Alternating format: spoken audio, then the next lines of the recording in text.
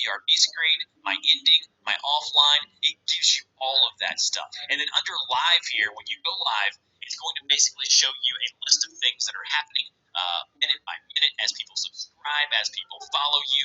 Again, there are just so many different things that you guys can do. And I encourage you, if you haven't already, download the Streamlabs OBS application. You will not regret it.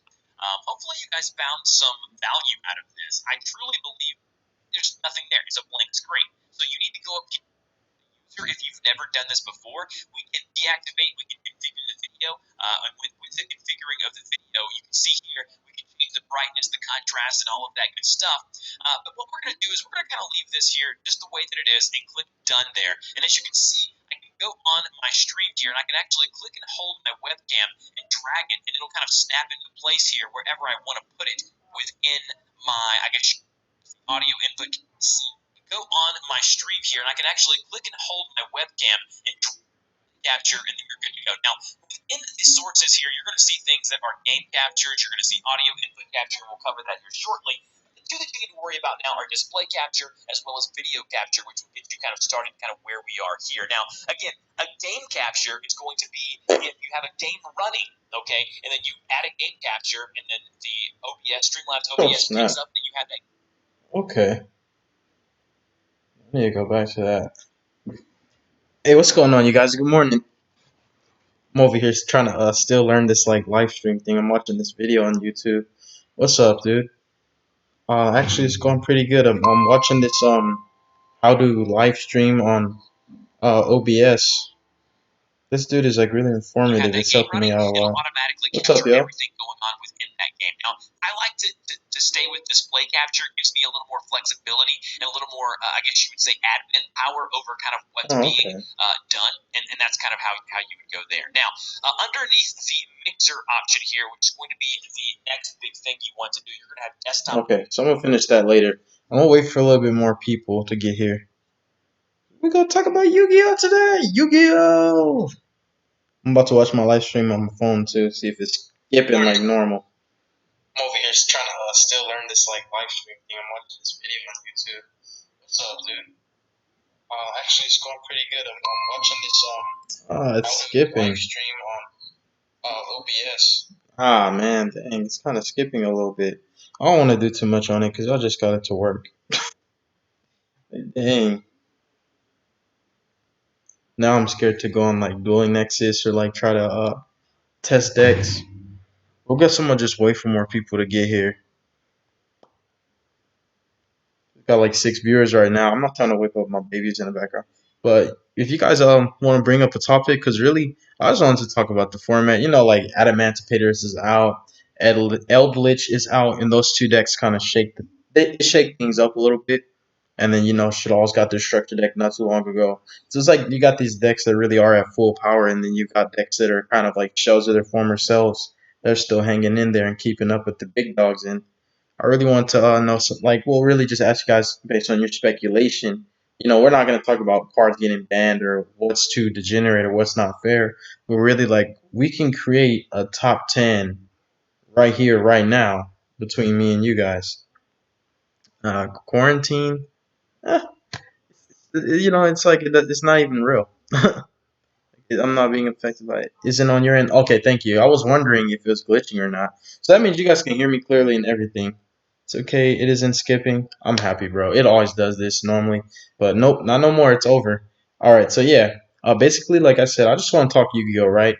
So first and foremost, let me get my paper real quick. I'm gonna rip out a page. Oh, bad. See, that's a first for it to be smooth for you guys. I'm glad it is. I don't want to do anything to mess that up. So let me set it smooth for him. What do I think Orcus is gonna be for the format? How about this? Let me write Orcus down on this piece of paper right here. Yeah, that's what we'll do. Starting him in decks. I can see the live chat right here. The massive inflation of prices for sets that not many people bought for half a second. Alright, so this is what I'm gonna put down. Orcus. I'm gonna put topics. Decks, first decks, Orcus. Prices. And under the prices category, inflation. Inflation, shadows, okay. Heralds, heralds. Love when they love contract. Okay, so prices slash. Okay, so inflation. And then let's see. I'll put under prices. I'll put hype, hype, because you know that man, that's a huge factor. Pure shadows are dangerous. Nice. So hype. So homeboy had a good point. Can we talk about the massive inflation of prices for sets that not many people bought for half a second? So I'm gonna put, like I said, inflation, hype. Um, oh yeah, representation. I can put that under prices because that does have an effect and impact on the prices of parts. Representation, popularity. Hey, my love. Good morning. I'm live streaming right now. Popularity. Give me a kiss. Morning, bro. Okay. Okay. I didn't wake the babies up, did I? Okay, good. Number 27. Should deck. Here, I'm gonna move the laptop.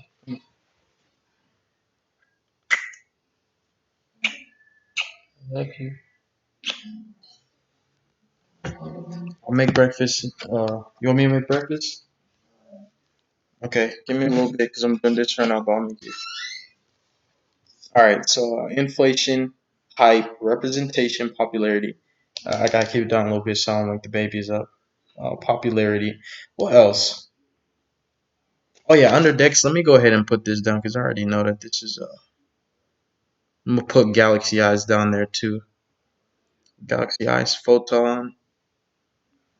I'm gonna put Eldritch. I'm gonna put what else? What else? That are expensive that we don't need. Yeah, that's part of. So under prices, so I'm putting categories before we just like flat out talk about, like individual things that one person mentioned. So I'm gonna put, so I'll put under prices because that's a topic. Inflation, hype, representation, popularity. Oh yeah, rumors. Rumors. That's another one. Rumors. Because when you hear rumors of a card being good or a deck being good, even if it's not good, people will buy that stuff out like crackheads, yo. They will really do that. Because like it's like there's like people really just want to play what's good. They don't want to make good stuff on their own. They don't want to make a deck good. They don't want to try to make the deck better than what it is. They just want it to be good initially on release. They want good cardboard that just comes out already like a structure deck type thing. So when you hear a rumor of something being good, they're gonna buy that mess out immediately because they want to win. So I've been playing a bit. Eldritch. Yeah, there's a lot of Eldritch. Get a room. I'm in my own house. What are you talking about? So inflation, hype, representations, popularity, rumors. Yeah, rumors is another good one. Something else that impacts prices. Yugi tubers. I'm going to put down Yugi tubers in that yeah, in that category. Yugi tuber. Yeah, them rock boys, adamantipator's. I'm gonna write them down. Ooh, dinos, dinos. Um, guru. Oh yeah, salad,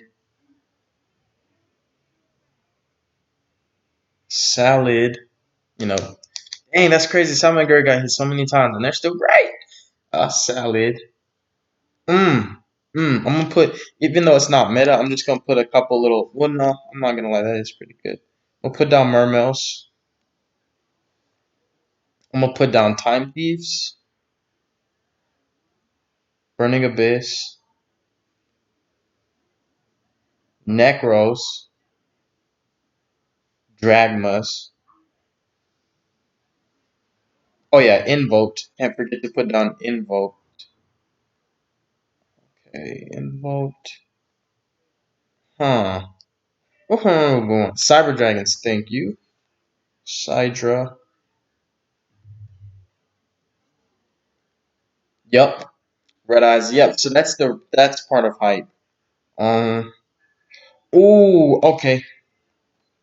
Representation slash topping, because that's another influential factor. Because when people see something topping so much, they see a deck doing so good over and over and over, all across different, different events, and they're like, the format's still defined. It's not like anything's really changing the format. And then new decks keep coming out, and this deck keeps doing good. People just want to play it.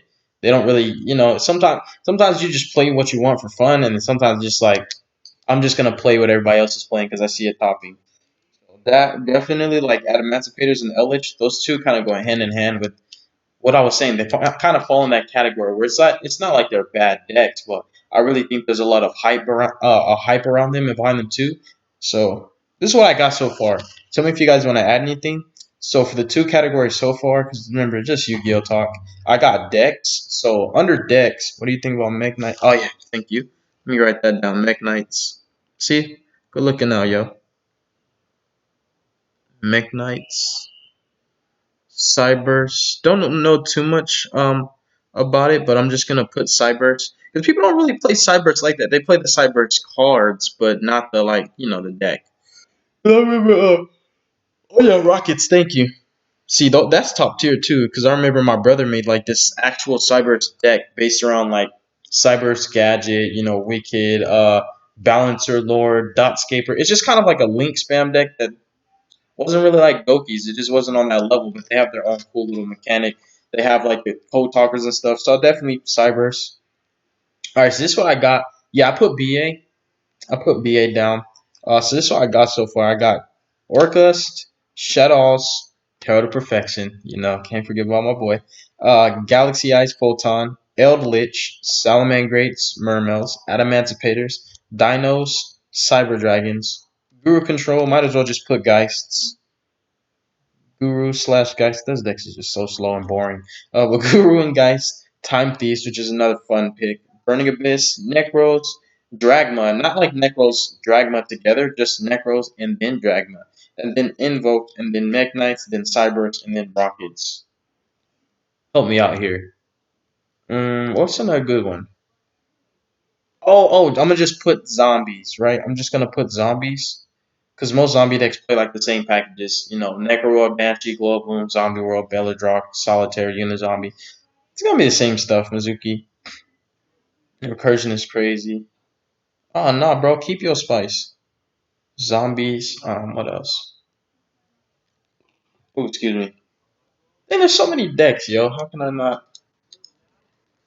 I'm putting Christrons now. High key. Crystron. Oh, Synchrons. I'm glad I just thought about that. Synchrons. Because there's a lot of decks that, even though they're not meta, they're doing some like stupid stuff, yo. Like, there's too many decks that can perform. Blue Eyes, for example. Blue Eyes is cutting up, yo. Like, even if you don't see it top in, like, that's the thing, man. Just because you don't see a deck top in doesn't mean it's not good. People aren't just gonna pick, they're not just gonna pick a deck just to play fun. They're not gonna play, there's people that are gonna play their fan favorites, and there's people that are just like, everybody's playing Eldritch, so I'm either gonna play Eldritch or the counter to Eldritch. Everybody's playing Emancipator, so I'm either gonna play the Rock Boys or a counter to it. Everybody's playing Invoke something, so I'm either gonna play Invoke or the counter to it. You got like all these other decks, man. Like so many decks with that insane potential, especially because we don't need our basically we're not locked into our extra monsters. Why would I not put pendulums down? That's crazy. Pendulums. Yeah, I put Mermail already.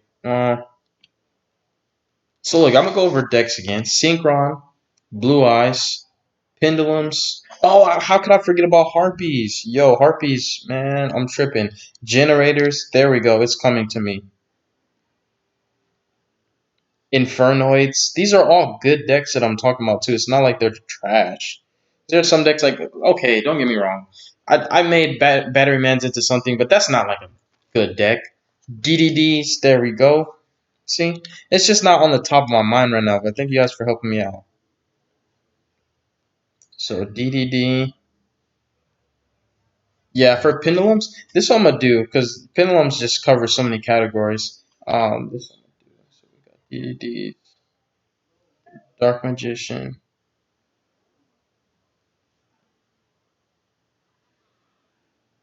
Dark Magician. Thank you, bro. Dang, yeah, there we go. So that's what I'm gonna put. pendulums.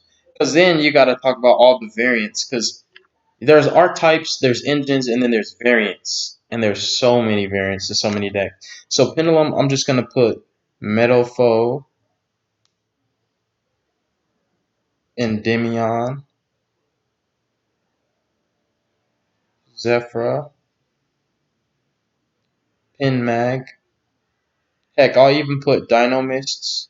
Just try to, realistically, just pendulum all variants that entails. Alright, Magical Musketeers. Ooh, thank you. Oh, and Fincheck, I never even played that deck, but I know it's savage. Magical Musketeers, gotta put some respect on. Bang bang. Magical Muskets. Infinitrack. Put that down.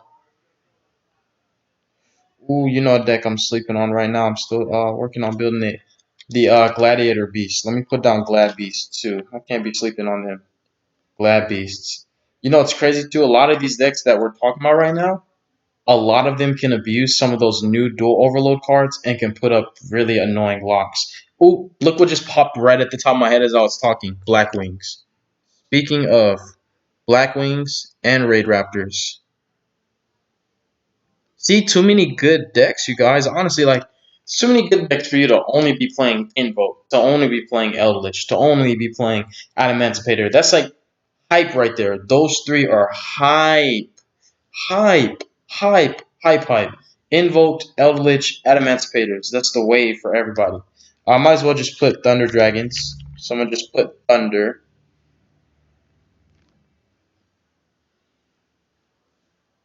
No, I'm not really talking about stuff people aren't using necessarily. I'm talking about stuff that is being used and stuff that doesn't get used as often but still gets used and has a slight representation. And then also we're gonna talk about potential and all that. So that's why I got under decks. And then about prices, I put inflation, hype, representation slash tops, popularity, rumors, and Yugi tubers.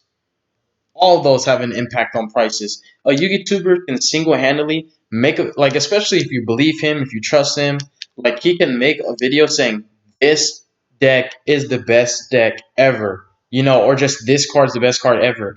And before you know it, overnight, that card or that deck might just get bought out of nowhere on TCG Player, and then it went from a $20 deck to a $300 deck, for example.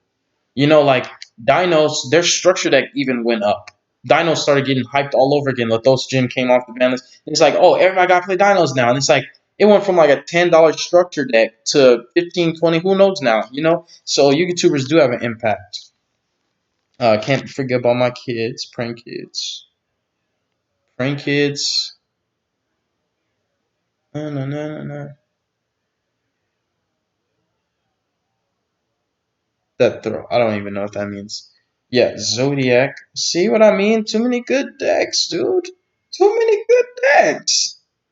I put Mal Dolce, bro. I'm Mud Dolce. There we go. Zexo. Okay, I was like, what you talking about sexual? Boy. I see what you're saying. Zexolock. Yeah. Dang, just look at all that, man. Just all these alone. Gearsu's not to the one card with two interruptions. Yeah, yeah, but not engines yet. We're on. So that's all I got. You guys want to add anything to prices? I put things that affect prices, things that have like basically influential impact, like where you know it's a real difference. Inflation, hype, both of those, goodness gracious. Representation, tops, popularity, rumors, and Yugi tubers. All of these things have an effect on prices of cards and decks, and sometimes even staples. Now, I'm going to put staple down just for the simple fact that if a card is a staple, it does not matter what deck is being played in. It's going to be bought at a high value because it's a staple, like evenly matched, lightning storm, Pot of Desires, Ash Blossom. Those cards are always going to hold their value because they are generically applicable staples that can be ran in nearly any deck based on how you want to pilot your strategy. So staples do have an effect on prices, and staples are always going to hold some value. I got so bored. I played shit all salad. This guy. I think this card used during. Yeah, there's a lot of stuff that slept on. Like a lot. I don't know too much about Scrap Unchained. Sounds nice though. The overload helped it a lot. Ritual beast, thank you. I'll put down ritual beast. Ritual beast is nice too. Well, you know what else? Wait on that. It's about to come to me. It's. What about some way older decks? I mean, wait, you gotta name some. You know, that's what I'm talking to you guys about. You gotta name some. Still the most versatile stun deck. Huh. You know what? Let me go ahead and put stun. I can't even believe stun's a strategy. Like barrier statue beat down, inspector border. Oh, you know what? I don't know why it came to my mind because trick stars ain't necessarily a stun deck. But I'm gonna put trick stars. What else? Lair darkness. Dang, I'm running out of space on this little section. And then of course we can take the top 10 out of these pretty easily. And then we can make, you know what we can do? We can make our own top 10, like our own top 10 of our top 10 favorite decks, and then obviously we're gonna make a top 10 based on like what's really doing stuff. Because we for example we have so many decks that we know are slept on, and we're doing crazy stuff with it. We go to locals, we clap and we wax cheeks, but nobody's still playing it, so it's kind of slept on. But also I like those under the radar strategies because it's not like they're going to be affected on the ban list. It's not like it's going to be expensive. It's not like they're going to be hard to build because nobody cares about them. I want to play a deck that nobody cares about because I know my cards are going to be cheap. I know it's going to be easy to get it. I know it's not going to be affected by the ban list because nobody care about it. Nah, negative. Heroes. Heroes is actually like top tier too. Heroes. Uh, just tried to spell it correctly for insect. So ballpark. Yeah, we'll just put ballpark. I guess it's like another cool OTK strategy. Some of the better decks for going first and second. I'm gonna put PK. All right. So now what I'm gonna do? Let me put prices in a box. Now what I'm gonna do? I'm gonna put categories for these decks. So this is what we're gonna do. Like homeboy just said. What did he just say? What do you think are some of the better decks for going first and then for going second? So I'm gonna put going first, going second, both, and start putting decks in those categories. But let's go ahead and stop right here. And so let's make a top 10. All right. So I'm just gonna name a deck, and I'm gonna ask you guys what your opinion of it is. But just kind of like let everybody talk. Don't swarm it. So first, I mean, I think this is boring and tasteless, but stun. Would you put stun in the top 10 of anything? Stun is so boring too, like goodness gracious. I'll wait for you guys. Yeah, we put those down. Mm-hmm. I'm writing them down. I'm trying to. Oh, good. Okay, you got. I can't write that fast. I'm gonna just put YZ for Yang Zings. We know what it is.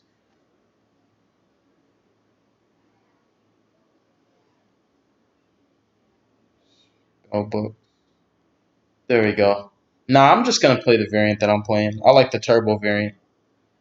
The main deck might change here and there, but that's the variant I'm sticking to. All right, cool, cool. So yeah, all right. So this is what I'm gonna do. So I'm gonna make a slow, yeah, speeds. So we could do like speeds. We could do going first, going second, both. Yeah, see that's what I'm saying. Stun is just so boring. Like goodness gracious, I understand. Like that's probably the most boring way that you could lock somebody out of the game of Yu-Gi-Oh! Playing stun. There's a ton of other ways to do it, and stun for me, it's boring. It really is. It's slow paced. It's not even mid range. It's like normal summon, set, pass. You might occasionally get lucky with like maybe, for example, Eater of Millions. You might play more than just Inspector Border. Ugh. And then the floodgates. It's like so boring. Like the thing with stun, I think what makes people want to play it is it's not hard to play it. It's so easy. It's one of the easiest ways to lock somebody out the game. It's like the most brain dead way to lock somebody out the game. There's no chronological patterns. There's no sequencing. There's no planning ahead really, and there's no real life resource management. It's like RNG with draw cards, or just hope you draw the most optimal hand with your one monster and your back rows, and it's just so boring. Like, oh my goodness, yeah, Mystic Mind is insane. Yeah, Lair, but see, this is the thing with Lair. I wouldn't consider it a stun deck because all right. So I'm gonna tell you guys the difference between stun and control. Stun is proactive. There's a difference between proactive and reactive. Control is reactive. Stun is proactive. Stun is meant to prevent actions from happening. Control is meant to respond and try to manipulate the tempo and what can and cannot resolve. So when you're playing stun, you're not actually playing a reactive game. You're not comboing off. You're just actually using live floodgates that say you can't play. When you're playing a control deck, like for example, Altergeist and Gurus, those decks aren't going to completely lock you out the game, but they have cards that are able to react with you, and that's kind of healthy Yu-Gi-Oh. It's like reactive Yu-Gi-Oh. I play a card, you play a card. I activate a card, you have a response. Like with control, you're always going to have a response. With stun, it's boring. It's really, really boring. I play Pacifist as a reactive deck. I don't play all those floodgates. I play it very, very reactive. So I wouldn't really call it a stun deck. When I say stun, this is what I consider to be stun, and you don't have to agree with me because you really don't. Like, there's everyone has their own opinions. Anything that's rocking barrier statues, Inspector Border, Thunder King Ryu, Banisher of Radiance. I mean, goodness gracious, cards like that, and then you're playing cards like the Phantom Knights, the Phantom Knight's Wing, the Phantom Knight's Sword.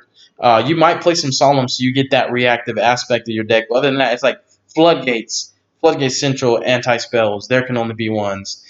Skill Drain, Imperial Order. Like, yeah, I could name even more Floodgates. Just the Floodgate dialect. Like, for example, what True Dracos should not have been, but they ended up being a Floodgate dot deck. And I mean, honestly, anybody in this chat, would you tell me it's fun to play against True Dracos? Oh wait, yeah, there is the difference. I guess I'll put Grinmanju. That's another fun little OTK deck. Grinmanju's cheesy though. It's funny. If you play Grinmanju, I just feel like you're a troll. Like you just wanted to have fun, obviously, and you wanted to troll some people. But yeah, there is a difference between proactive and reactive, and that's what stun is. So you can't ever say Geists or Gurus or even Sky Strikers were a stun deck. They're not a stun deck. Stun loses to combo. Bro, okay, stun loses to like everything almost. Stun loses the moment that it loses its floodgate, or the moment that it doesn't draw a good hand. The stun doesn't have like this kind of, like I said, it doesn't really have a tempo. It doesn't have a way to make a comeback. It doesn't have recursive resources. It doesn't have some of the influential elements that make a deck good. Starters, extenders, mid-game combo pieces. It doesn't have to be a literal combo deck. Something that recur your resources. Something that allows you to regenerate and replenish your hand. Something that enables you to go second. Some form of spot removal. Something that doesn't make you susceptible to every back row removal card in the freaking game. Because stun loses to those most. And stun also loses when they don't draw the guest monster. Like, oh, I drew the Banisher of Radiance instead of my Inspector Border. Darn it. Like, no. It's not fun at all. Yeah, I don't really like. I like True Dracos, but I don't like how everybody played them. Draco Striker, I'm telling you, first place undefeated, baby. It wasn't the Floodgate deck, and I've always played True Dracos going second, and I preferred them reactive. Like, True Dracos ended up being wrote off as a Floodgate deck because of how everybody played it. And it's such a good deck. It's sad. It really is. Diagram at 1. Rest in peace. But yeah. Let me do this. Categories for decks. Uh, yeah, obviously. I don't know how that. If I'm locking somebody out the game, it has to be fun for me. It has to keep me on my toes. I have to be constantly thinking, using them brain cells appropriately, planning ahead. And I don't want this inevitable strategy. I want to know how to play my deck if I do get stopped, if I do get shut down, if my opponent does break my board. If you're just so used to this autopilot kind of, I guess you can call it literally just solitaire strategy, it's not gonna allow you to get any better as a player. So like if you're playing stun and you just like don't like, that's the thing with a stun player. If like you could hit with an Evelyn, you don't have the Solemn Judgment, or somebody hits Cosmic Cyclones the right floodgate, you're just gonna auto lose. When you're playing other decks, like for example, Adamanticators, Invoked, Shadows, Pendulums, Heralds, some of those decks are better than the other, but also those decks are able to continue playing if you don't fulfill the win condition, or if your opponent stops you in your track, they can at least keep progressing past turn 2 and 3 and 4, and they can get damage on the board too. So I'm done talking about Slam. One time I played Draco was an engine in scraps. That's nice. That is so. So I'm gonna put this. I have to thank you for the mega fan piece. I did. Yeah, I don't even thank you, bro. For real, I don't even know when that link cross card comes out. When it comes out, ugh, like most cards, it's gonna be abused in almost every deck. I'm pretty sure any deck that can run it is gonna run it. All right, so before we get into that, let's talk about prices, because somebody brought up prices. So I guess we all know, right? There's nowhere that you can really play Yu-Gi-Oh legally, because social gatherings of 10 or more are pretty much banned. Like, yeah, I had Dream Mirrors, sold them. Sell a lot of decks that I don't even want to sell. That's another thing. I don't like. I don't always want to sell them. It's like, dang, I gotta eat, yo. I got family to feed, and it ain't always easy in these streets, yo. Like, dang. Sometimes I'll be like, bro, I already know I'm gonna buy it back. I have to sell it, but I'm gonna buy it back, and it sucks when you do that because you always spend more buying it back than you do selling it. But yeah, I did like mirrors. So inflation, right? So cards are in like there is high inflation right now. Like the market is kind of cuckoo, cuckoo. And there's really no definitive prices because, well, that's all. Honestly, that's how it's always been with Yu-Gi-Oh. There really wasn't any definitive prices because a card can change in price overnight, right? You could you could set up a deal with somebody and say, "Hey, I'm gonna sell this card to you. Let's meet up on Friday." And by the time it comes Friday, that card could be 3 times the price it was when you made the deal with that person. You got to keep your word, or it could even be less. So that's something. It's always been like that with Yu-Gi-Oh. But I also think that people do have direct control over inflation. Excuse me. Reason why I would say that is because a lot of people posting their listings on TCG Player are Yu-Gi-Oh players. They're like us. They play the game. They know the mechanic. They understand what's popular, what's not, what everybody's looking for. So of course they're going to put an expensive listing because they know it's going to sell because people will buy that stuff like hotcakes, especially if there's hype behind it. So I think inflation and hype go hand in hand. Hype causes inflation. Inflation is like an after effect of hype. Obviously, it's caused by other things, but I think hype is one of the biggest things that causes inflation and prices.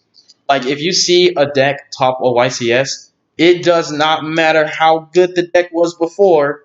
All people care about it won the YCS. Like remember Luna Lights, way way back before people even thought about playing Luna Lights, and before it was actually considered a meta deck, and where people started to side it, and you started to hear terminologies like, oh dang, that Kaleido chick, the Kaleido chick Tiger, it became like a meme. Like it's crazy. That two card combo became like a meme. But before that, what happened was Luna Lights topped one YCS. They won a YCS. They won it. People started buying out cards that weren't even in the deck list that got first place. That's how bad the hype was. People were buying bad cards. You know why? Because again, I don't want to say monkey see, monkey do, but I will say, dang, you are going to flock to what everybody else is doing. So hype is one of the most horrible things as far as like for a common player or like a casual player, as if we just want to get access to a card because we just want to play the deck, right? It's not like we're trying to take it far. Some people are like, I don't care about YCSs. I don't care about playing. I don't, competitively. I don't want to win any events. I don't need a map. I just want to have fun.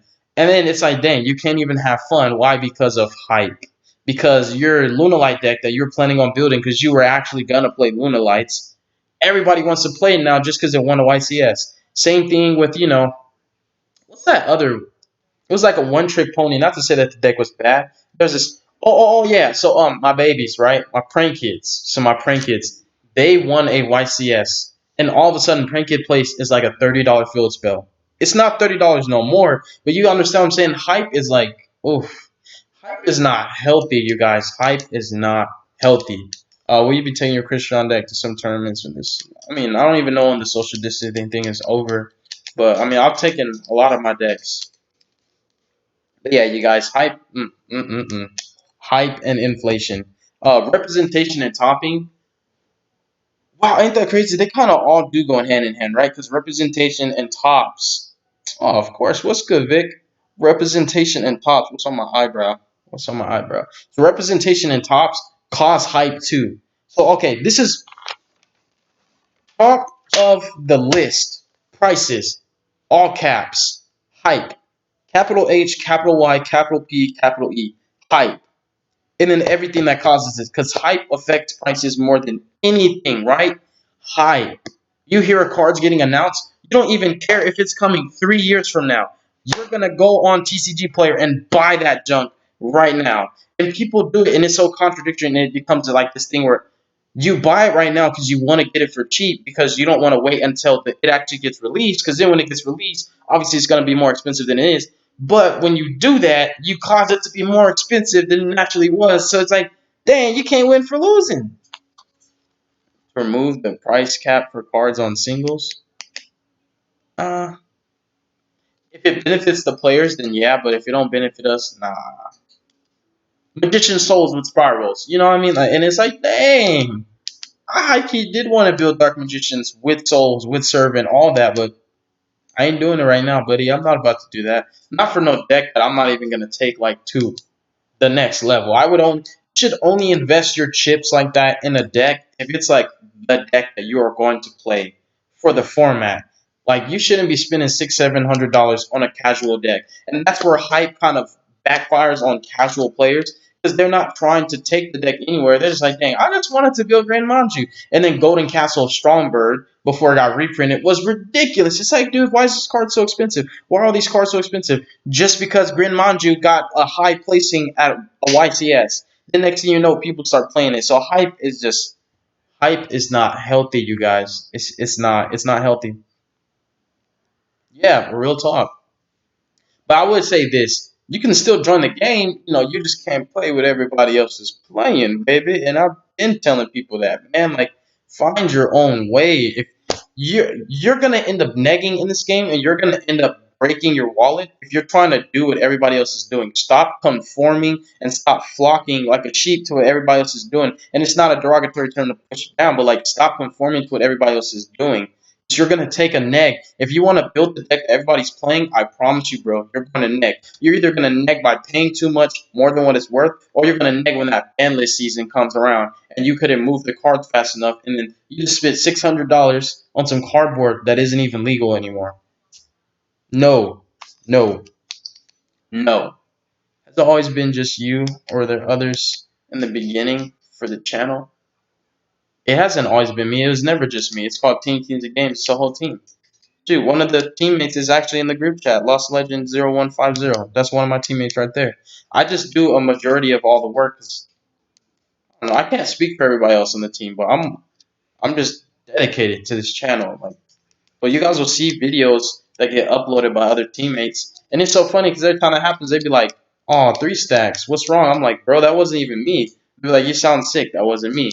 Or they'll comment like it's me because sometimes the face isn't shown. I'm like, "It's not me. I have a whole team, people that will help me to upload when." So I'm like, dang, I don't have to upload. I could just chill. It's me and my baby. Cool. There's a whole team, bro. It's never been just me. If it was just me, I would have never named the channel Team Kings of Games. That doesn't make sense. Like, that would make sense to make a channel called Team Anything if it's just you. That's just weird. Popularity. So representation slash topping and popularity. So decks become popular from hype too. Like that's what I'm saying. Hype is like the biggest thing, yo. But like, popularity of decks, sometimes euphoria. Ooh, right? Euphoria. And we don't need to use any other euphemisms for that. Just euphoria itself, right? That oldie but a goodie. It's a classic. I've seen it before. I know it. I remember it. Honestly, I've played this deck before in past formats. I know it's good. So then the deck is always going to stay popular. What's popular? Burning Abyss, transcending past different formats. Shadows and BAs are remnants of the past that are still like competitively viable to this day. Blackwings, an oldie but a goodie. Gladiator Beast. Heroes. That's just Zodiacs. What else? Let me think of some other ones that's on here. Synchrons, Blue Eyes. Let's see here.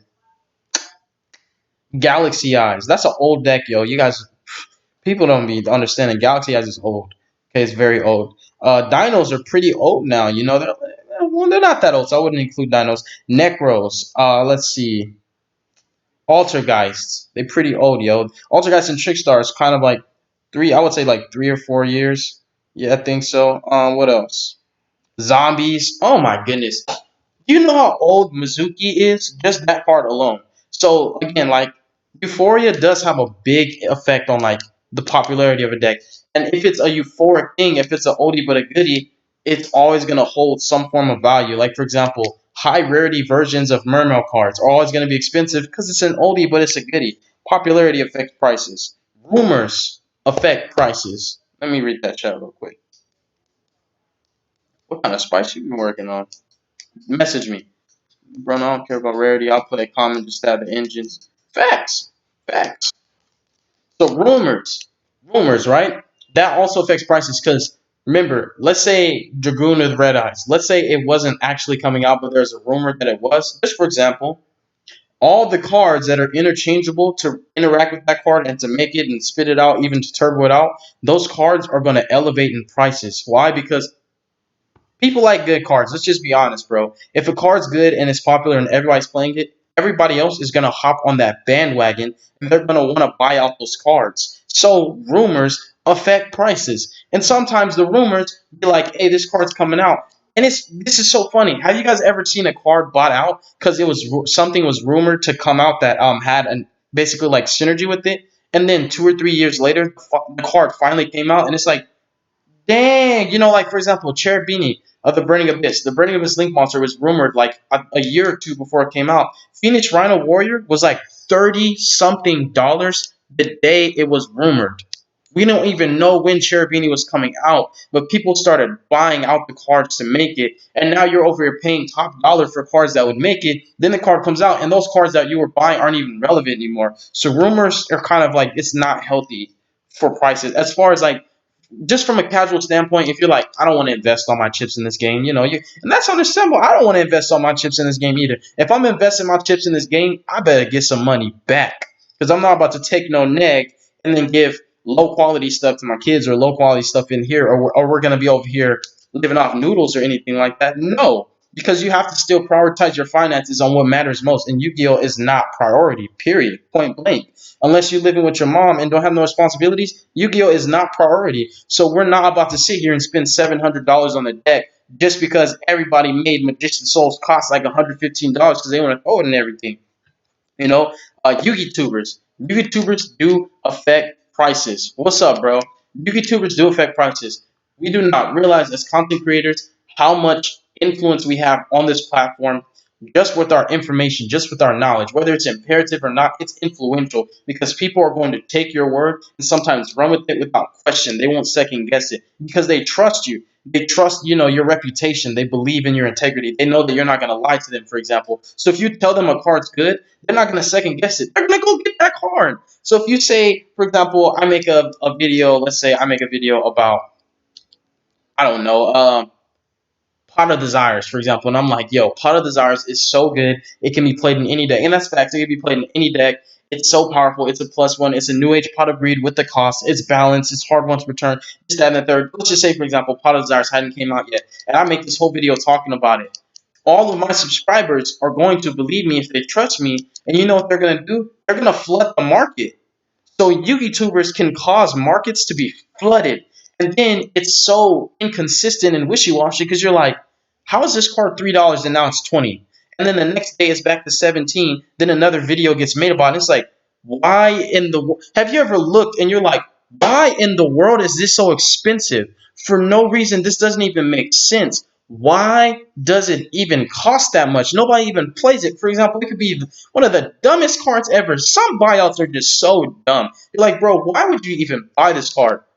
Well, I was watching a video and homeboy said it was good, and it was rumored that it was gonna be good with something. It's like, for what?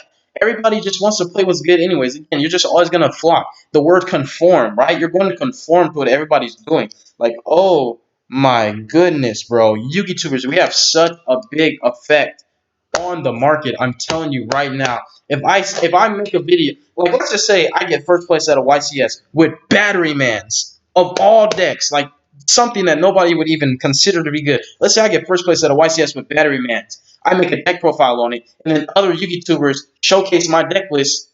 Battery Mans could go from a $5 deck to a $70 deck, and then any other generically applicable cards that were interchangeable in that deck, even if I integrated them just to raise the ceiling, those staples can raise in price too. Let's say my Battery Man deck played the Mech Knight engine. Now the Mech Knight engine is gonna spike in price because that's what I was playing in my Battery Mans. Let's say I'm main decking evenly matched. Evenly matched could spike in price. Like let's say they see a live stream or some duel video of me breaking some crazy spiral board with evenly matched. Then all of a sudden, right, evenly matched just shot up and it skyrocketed in price. Like goodness gracious, you YouTubers do not understand. You can make or break the market, and you also have an impact on what people are going to list. People are going to watch your market watch, for example. House of Champs, one of the most reliable sources of information in the terms of just from a financial standpoint, right? If you want to know what to invest in and what not to invest in, that's a video, that's a channel you want to watch. Does this man understand the influence he has on the market and the prices? Not just on saving somebody money, but if he says don't do it, there's an 80-20. There's the 80% that's gonna not do it, and the 20% that's like, I'm just gonna do it anyways. But if he says don't do it, they're not gonna do it. If he says to do it right now, don't get it right now then. Because why? Everybody's gonna listen to what he says. They're all gonna go and buy that card out because he's saying get it now while it's still cheap. Get it now while it's still cheap turns into yeah, it ain't cheap no more. It's not because everybody went and tried to get the card while it was still of a decent and reasonable value, and then all of a sudden it's like, bro, why is a common one for one $5, for example? And you'd be like, dang, you don't even want the highest rarity. You'd be like, bro, I just want the common, baby. I just want like, and it'd be like, why does one card that comes out of a structure deck cost more than the structure deck? You'd be like, boy, I might as well just go buy the whole structure deck at this point. I'm a plus, like, so there's goods and bad. Like I wouldn't say that there's like more bad than good, but there's pros and cons to it. It's the name of the game, right? You're gonna neg, you're gonna plus, but at the end of the day, if you're looking in the long run, you might just end up breaking even, and the game will just become free for you because you'll invest your chips into some kind of hype or something popular, and then it might not pay out for you. But then all of a sudden, like a couple years later, you're like, dang! Remember when they said Solemn Judgment was coming off the ban list soon, and you bought like 30 Ghost Rare Solemn Judgments for $3? Now all of a sudden it's like $50. You plussing, even though it wasn't right when you invested your chips. You plussing. So that's facts. But you YouTubers do have a really, really big influential like impact on pricing. And then finally, staples. What the heck? I guess I better check out the chat because this is so many messages I missed. Let me go. Uh, where was I? Because of Lyrican combo, that's old. Exodia stun, ew. But you playing Exodia stun, you're a but. Uh, dude, that's great information. Oh, thank you, bro. Yes, stun loses the combo. Set bypass Thunder King. Good luck. What do you consider counter fairy stunner control? Thank you. I mean, I ain't the best at all, and that's facts. You guys know I'm not the best. You can't even lie and say I am. Man, Draco Striker variant. Yeah, it was. I'm just catching up with the chat real quick. Only time I play Draco. Oh yeah, no problem, bro. You're welcome. I don't have link cross for the Zephyrs, but shoot, that combo's nasty. You getting three negates off three cards playing pendulums, and you don't need to spit out your whole hand. Yo, you plussing. Think you would like Dream Mirrors? Yeah, we talked about that. So I think I'm catching up a little bit. You guys can actually see me scrolling through the like that. I'm pretty sure. You guys can see what I'm reading. I need more better cards for cubics. We need a cubic link one. Okay, look. We need a cubic link one. We need a cubic link two. We need another main deck cubic monster that can be normal or special summon. You know what else? We need a card that says this. Special summon one cubic monster from your hand or your deck, ignoring its summoning conditions. That is not unification. I want to be able to special summon Behemoth. I want to be able to special summon Emperor, ignoring his summoning conditions off the muscle without even having to sing cubics, without even having to dump unification, then link off Duja to get that. Give me a link one that says this. It requires one cubic monster. If this card's link summoned, send one cubic card from your deck to your grave for cost. And if you do, special summon one cubic monster from your hand, ignoring its summoning conditions. Give me that Link one, and we Gucci. Then Vjom is a one card combo. We're straight. We're Gucci. And you know what? If it's not too much to ask, give us a counterpart to Crimson Overlord. If he's unaffected by activated monster effects, give us another Lord that's unaffected by spells and traps. So if we run into a set 5 pass matchup and our ace, basically our ace boss monster is the Lord, we're not just summoning him into a set 5 pass back row. Like, come on now, baby. Like, there's a lot of archetypes that deserve better cards, but Cubics, stop. If you're gonna make support for a deck, make it good. Like, perform. I'm gonna call it the performer pound syndrome.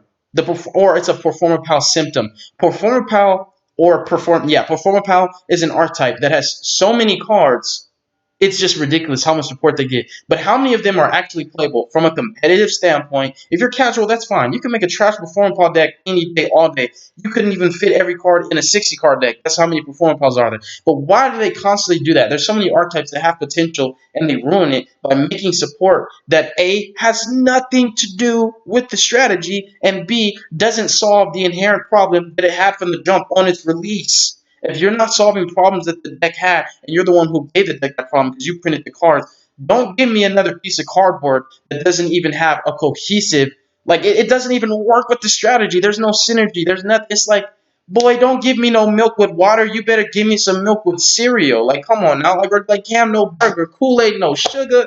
Come on, dog. We need better cards for Cubics, period. Will you be taking? Yeah, we read that. So yeah, we read that. Vic, do you think it was smart financial move? Oh yeah, we read that. So I think I'm behind. So it's been I talked about that. The team. Okay, there we go. I thought you already joined, Vic. I thought you were in there. What deck is my favorite deck? Oh, excuse me. Herald of Perfection is my favorite deck. Yo. Alright, about to open these packs, bet. Oh yeah, no, this ain't the best YouTuber live. Oh, excuse me. Honestly, best YouTuber live. You know, I need some oatmeal and some milk. Best YouTuber live probably would be Sam or Simo. It's just they're so big, yo. Like that's why I can't look at myself like that. Because if I was like that, if I was so good, I would be popping, right? People would know who I am and stuff like that. But I don't have that. I don't have what they have. You know, I don't. I'm missing just so much. That's what it is. I'm missing so much, and I'm playing catch up. And even if I get to a point where I have what all the other better YouTubers have, they're still always going to be ahead of me because they had their setup before I did. So I'm always going to be playing catch up. So I can just do the best that the best I can with what I have. But I ain't up there with the big dogs, yo. And like I want to be, like I do, like for reals. I want to be popping, yo. Like I want to have YouTube channel memberships. I want to have like special this. I want to have like shout outs to the hundreds of Patreons and all that stuff. Like they have all this cool stuff. I'm like, dude, it's just me, my phone, my laptop, and my wife holding the camera for me. That's all I got. And you guys, I was going to buy the BLS link one day, but was going to wait for payday. I come back, it's $50+. See, that goes in hand, Brian. That goes in hand with what I was saying. Yugi that hype cards make this game harder for us low budget players. That's facts. And you know what? That's crazy. Yugi hype way too much. They hype way too much. Mech Knights are literally unfair, broken. They will spike. Facts. Why the heck is Millennium Eyes Illusionist $9? I want to make a relinquish deck. Need 3 of them. Nobody plays. I mean, $9 ain't that bad though, bro. Honest, if you gotta spend $27 to get cards you need for your deck, that's nothing to complain about. That's one thing. Sometimes it don't even be that expensive, and people be saying it's expensive. Like, bro, recently, if I'm committed to a deck, if there's a staple in there that's $9 and I need 3 of it, that's not bad. But if I need a Pot of Extravagance or Magician Souls or Appaloosa, it's understandable then where you'd be like, dang, yo, like, that's a little bit hard, man. Like, can I get reprints or something? Can I just get lucky with a pull from a pack, like something? But $9, that's not bad, bro. Honestly, like, yo, you winning. If you building your deck and you spending under $150, that's a win-win because again, with what I was talking about in prices, staples, they're staples that are going to have to be played in every deck. Not have to, but if you want your deck to have a certain ceiling, or at least the same ceiling as other decks, you're going to need staples. Like, some decks just can't play without a Call by Grave. That's why it has a certain price range. But you understand, like $9 ain't nothing. Eldritch wasn't even supposed to be that great. What did the player base do? They found Eldritch, said everything can run, and over. Yep, they said everything that can run and overhyped it, making it over $100, and that's facts. And you know what's crazy? Okay. Before I read Lie's comment, right? So peep this, right? Check this out. Before the Shadal structure deck came out, before it was released, you could have got invocations not for $30, probably for like $5. Let's go back to just a little bit before then, right? Post ban list, post structure deck, post hype. You know, Spirals wasn't even popping like that yet because Magician Souls was not out. You could have got a whole invoked deck for under what it costs for just like one invocation probably. Because I remember invocations, the super rares, used to be like $6, $7. And they used to even be cheaper than that. Meltdowns had a reprint, was like $1. Alistair had a reprint, he was like $2. You know, even Mecha had reprints. Like what spiked in price obviously was the invocations themselves. And if you want higher rarity extra deck staples, and then the Alistair link. You could have got the whole invoked core right before Shadal structure that came out, you know, before Spiral Hype and all that. You could have got it for probably the price of one invocation. But then and this is the crazy thing. So again, let me say this to add to what I said. So in tandem with what was previously referenced, why on earth does it take for somebody to do something crazy with Invoke for people to be like, oh yeah, Invoke, dang, I forgot about that one. Like, bro, it's been good. Some of the times it's like these cards have been good. This has been a viable engine for the longest time. This deck has been good, yo. This deck has always been good. It was never bad. But it takes for somebody to top with it for people to be like, oh, I guess I'll play it again. And it's like now you're not even playing the deck because it's good. You're not even playing it because you want to. You're just playing it to win. You're just playing to win. Play to win, right? So Elder Lich, same thing, right? I'm sure there are some zombie players that are like, bro, I love zombies. Eldritch is coming out. I can't wait to get my golden boys. Bloop! Hold up. Back up. They playing Eldritch and like everything now, and they're playing everything in Eldritch. Yeah, I'm not gonna be able to make my zombie strategy work the way I want it to now. For no reason.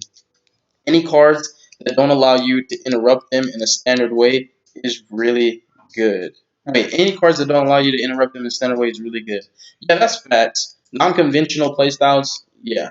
That's like Praying Kids, Eldritch, Emancipators, what's another one? Shadows. Because, you know, they have this really, like, it's this inherently built-in unsusceptible playstyle that's so unorthodox that your conventional means cannot counter them. The way Emancipator functions, it's like, how the heck can you combo off with a Nibiru token? Why does it only take for you to have a rock monster on your field for you to be able to go off? With Elderlich, why do you have 5 cards on your field again? Didn't I just play through all these back rows? With Invoke, why did I ask your melt? You know, why did I ask your meltdown for you to normal Alistair? Why did I Valor Alistair for you to have the invocation in hand? With Shadalls, why did you activate Shadal Fusion? And now I can't even Ash Blossom your schemata because you chain blocked it. You know, so it's just again like I'm naming all these things because some of these decks, like you're basically on piggybacking on what you said, like some of like cards that don't allow you to interrupt them in a standard way are very good. If you can chain block, if you have a playstyle that is not susceptible to, like I said, the conventional means, the conventional spot removals. You know, your typical basic standard line hand trap. There might be a hand trap that's out of the blue that's cuckoo, like Ghost Bell, you know, Skullmeister, Gamma, but they're not being played as much as an Ash Blossom or a Nibiru, right? Because those are the cream of the crop, the best hand traps. So if your deck is able to play around the popular cards that people are using to counter your strategy, they're going to have to either A, adapt, or B, kick rocks. Because your deck, that means your deck's good, dude. Your deck is good enough to where you're not losing Ash Pass. You're not losing to Nibiru. What the? This is one thing. If your deck can play around Nibiru by negating him, your deck's good. But if your deck plays through Nibiru as if it never happened, something is wrong. That rock deck is crazy, bro. It's not playing around Nibiru. It's like, no, Nibiru me. Give me a rock token and let me show you what I'm going to do with the token you gave me. That doesn't make any sense. Like you said, that's a good point. Any cards that don't allow you to interrupt them in the standard way are really good. I legitimately cried when I pulled my Eldritch the first time. Man, you just got lucky. Lucky you. Whatever. John's kind of running that hustle. of getting them to use his code in the link, costing you nothing and supporting the channel directly. But see, that is a good hustle. That's a win-win. If it doesn't cost you anything, why would you not help him?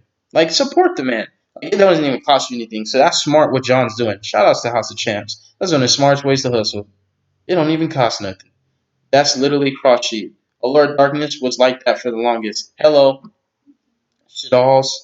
SD had it. I agree with that. You're saying the biggest contributor I find is when Simo posts a video. Remember Opponent of Red Lotus and recently Rainbow Neos?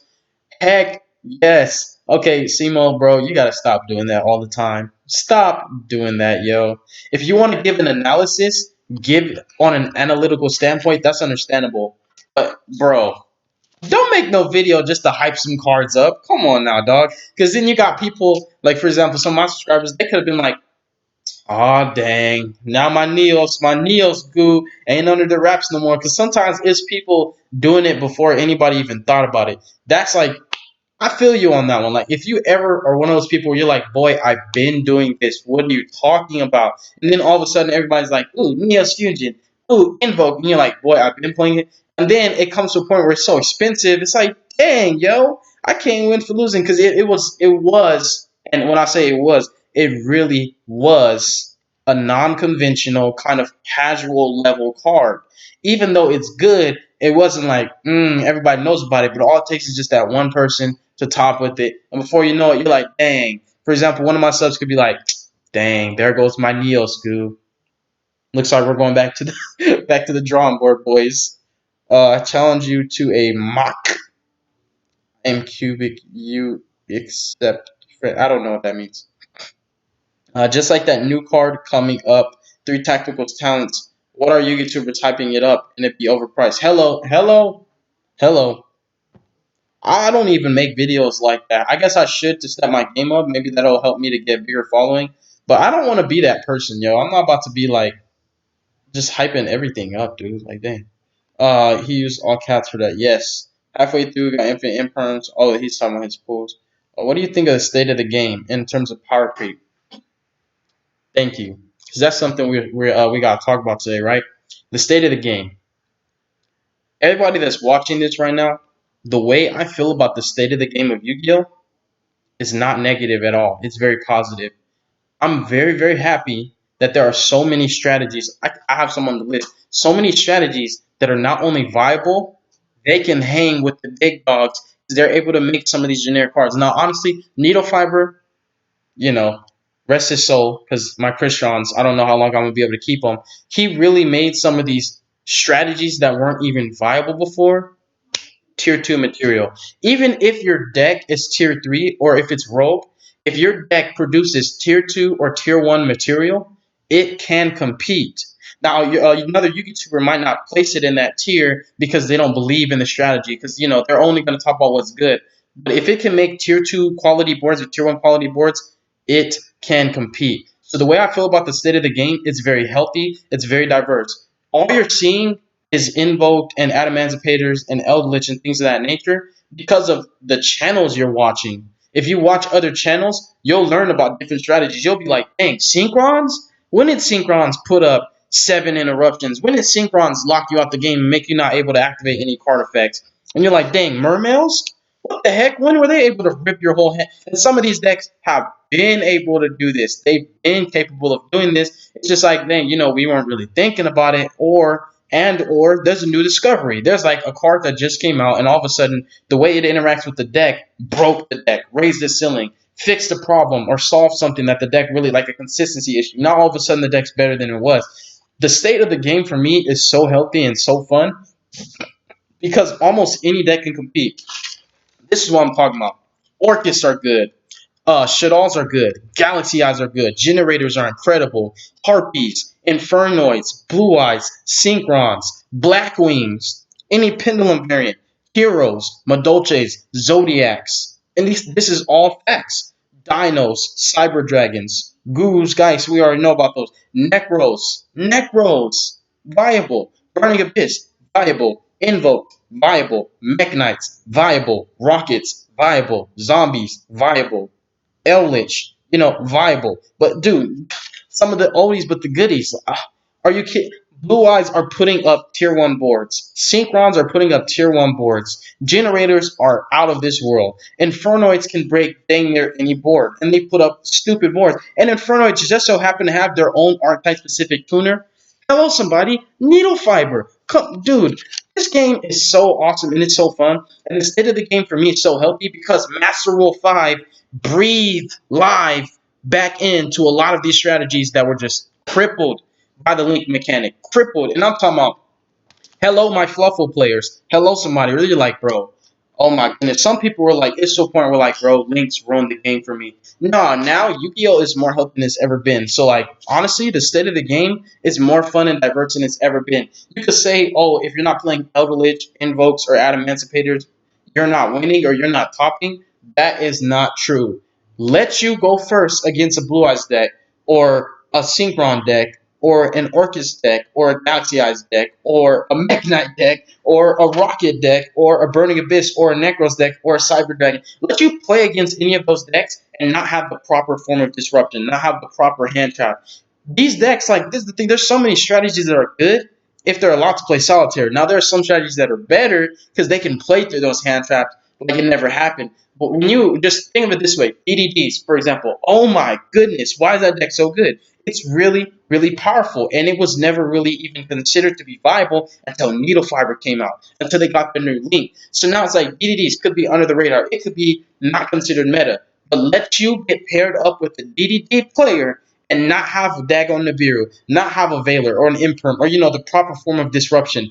You're going to see the end board, and you're going to think to yourself this: why isn't this deck meta? Have you ever played against a deck and it just didn't seem viable? And then 30 seconds later, you're like, why isn't this meta? Why does nobody play this? Why is this deck so good?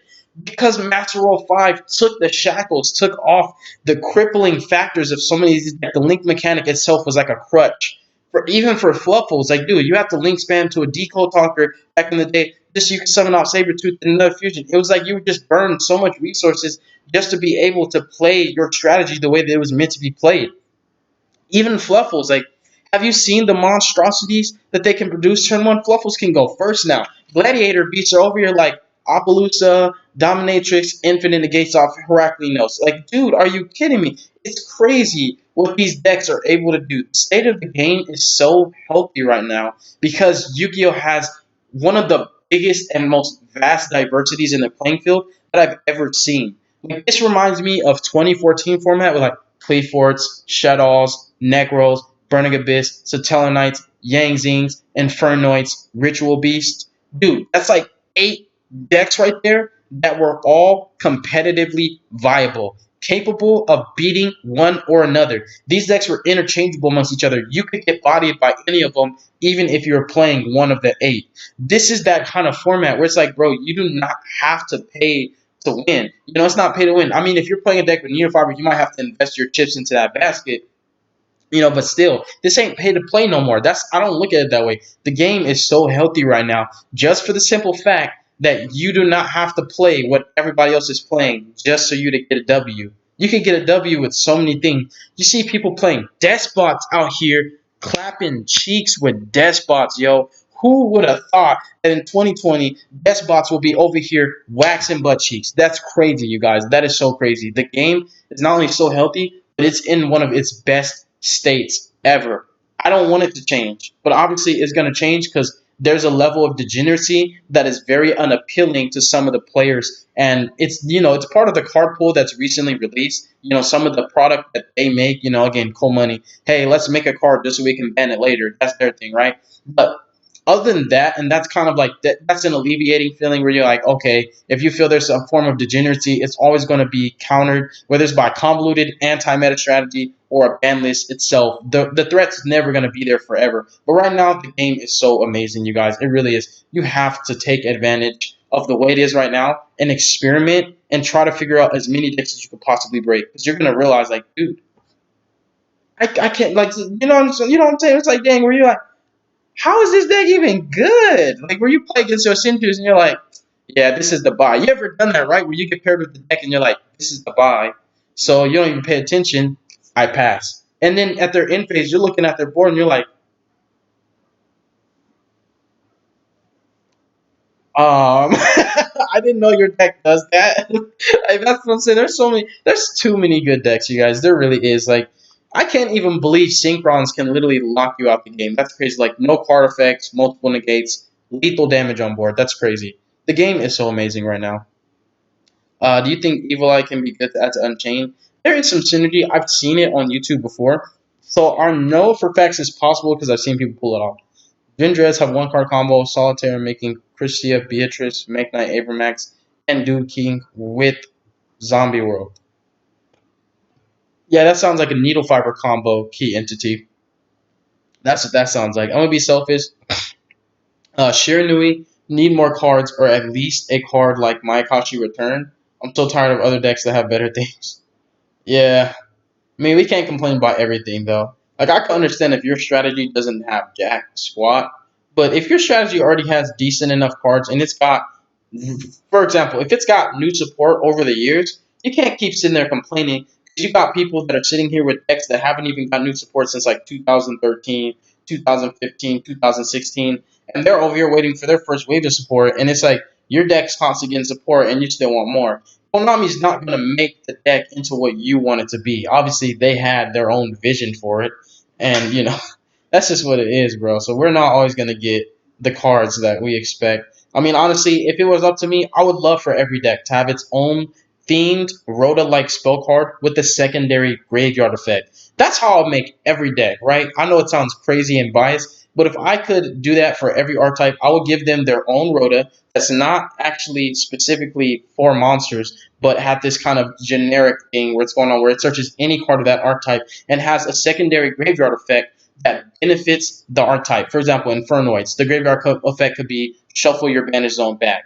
If you're playing against zodiacs, the graveyard effect could be reborn one of your XYZs. For example, just going to make sure that the banish effect, like a pantheism of the monarchs, kind of where the banish effect actually benefits the strategy, and that'd be crazy if every deck had that. Bye, Ash Blossom.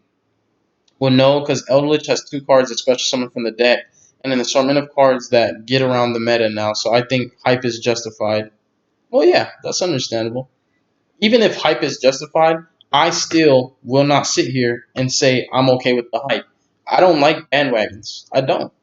I don't like it because even if it's good, it's like, dang, yo, is it really that serious? Do you really have to make Golden Lord $100 card? Because you got people out here that, like I said, casual. Because I speak for the casual players. I can't sit here and defend competitive players because competitive players have different mindsets. And I don't need to defend them because they're just playing to win. That's the ultimate goal. So when you're playing competitive, you don't care about how much the card costs. Same with me. When it comes on to me playing competitive, if I have the means to do so, I'm going to invest my chips in that basket and I'm going to get that card that I need so I can win. So from a competitive standpoint, they're going to do what they have to do to win. But for our casual players, which is more respectable because it's an admirable thing, if you just want to play the game to enjoy the game, not play it because I just want to get a W all the time. Just play the game in its purest form. I want to be innovative. I want to find a way to make this deck the best it can be. That kind of sucks when you can't get all the staples that your deck needs to get it to that place you want it to be in because they're just too expensive. Oh, Lord.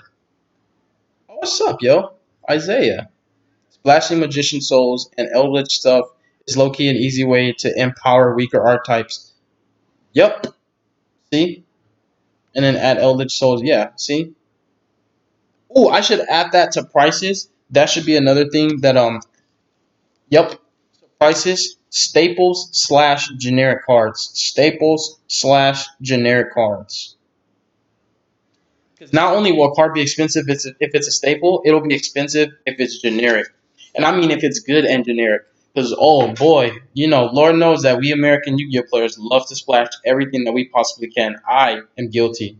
The problem is they restrict you to zombies only. The people that were overhyping it, buying it, were using it with the cursed El Dorado. They pitch traps to spot move. LOL triggered. Whoa. Who's triggered? Hey King, love your videos. You inspire me to play decks how I want to play them instead of playing the same decks as everyone else that does the same combo over and over again. Amen, brother. That's what it's all about. Give me a good support card for beast type monsters. Need to play raccoons again. I can't help you with that. They lock you into zombies. Yes, I can lock myself out on my opponent's turn though. Spells and traps they don't need on hand or field and be sent. Oh, you guys are just talking to each other about Eldritch? Maybe I can just scroll down like that. Yeah, I can just scroll down with arrows.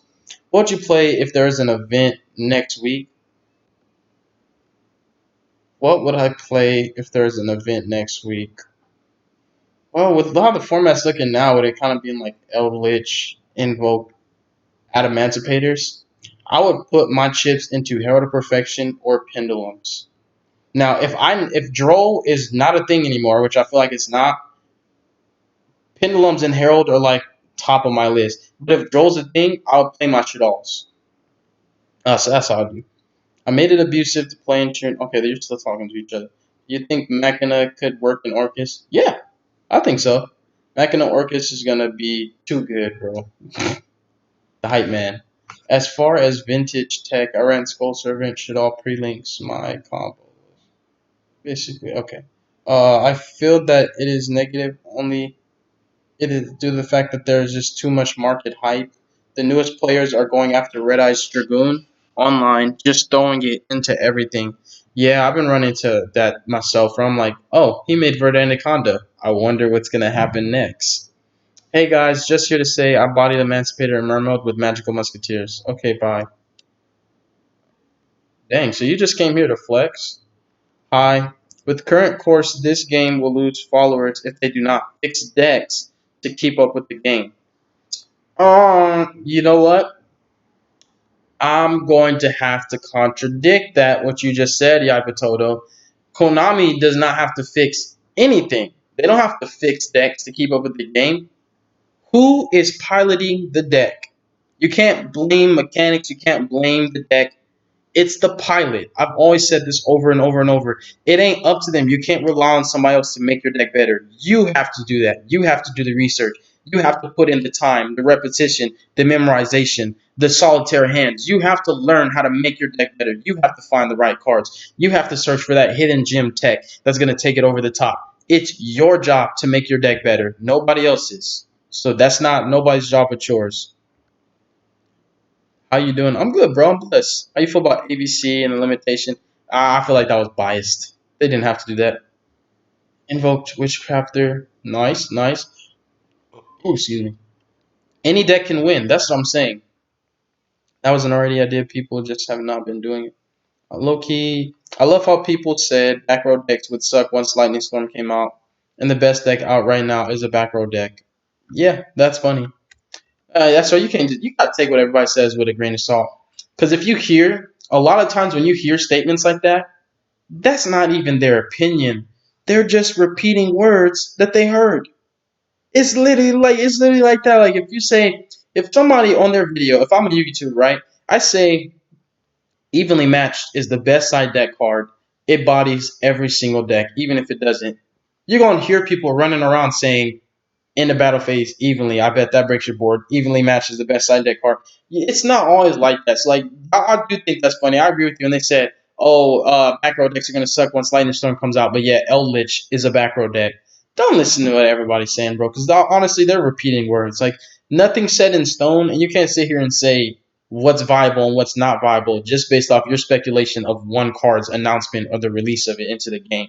Even if it's integrated in every side deck, that doesn't mean it's just gonna straight up like basically make an inverse format where what's good isn't good anymore just because of one card's existence. Because there's a yin and a yang in this game, right? Yin and yang. There's a counter to every counter. There's a counter to the counters to the counters. It can go on and on and on.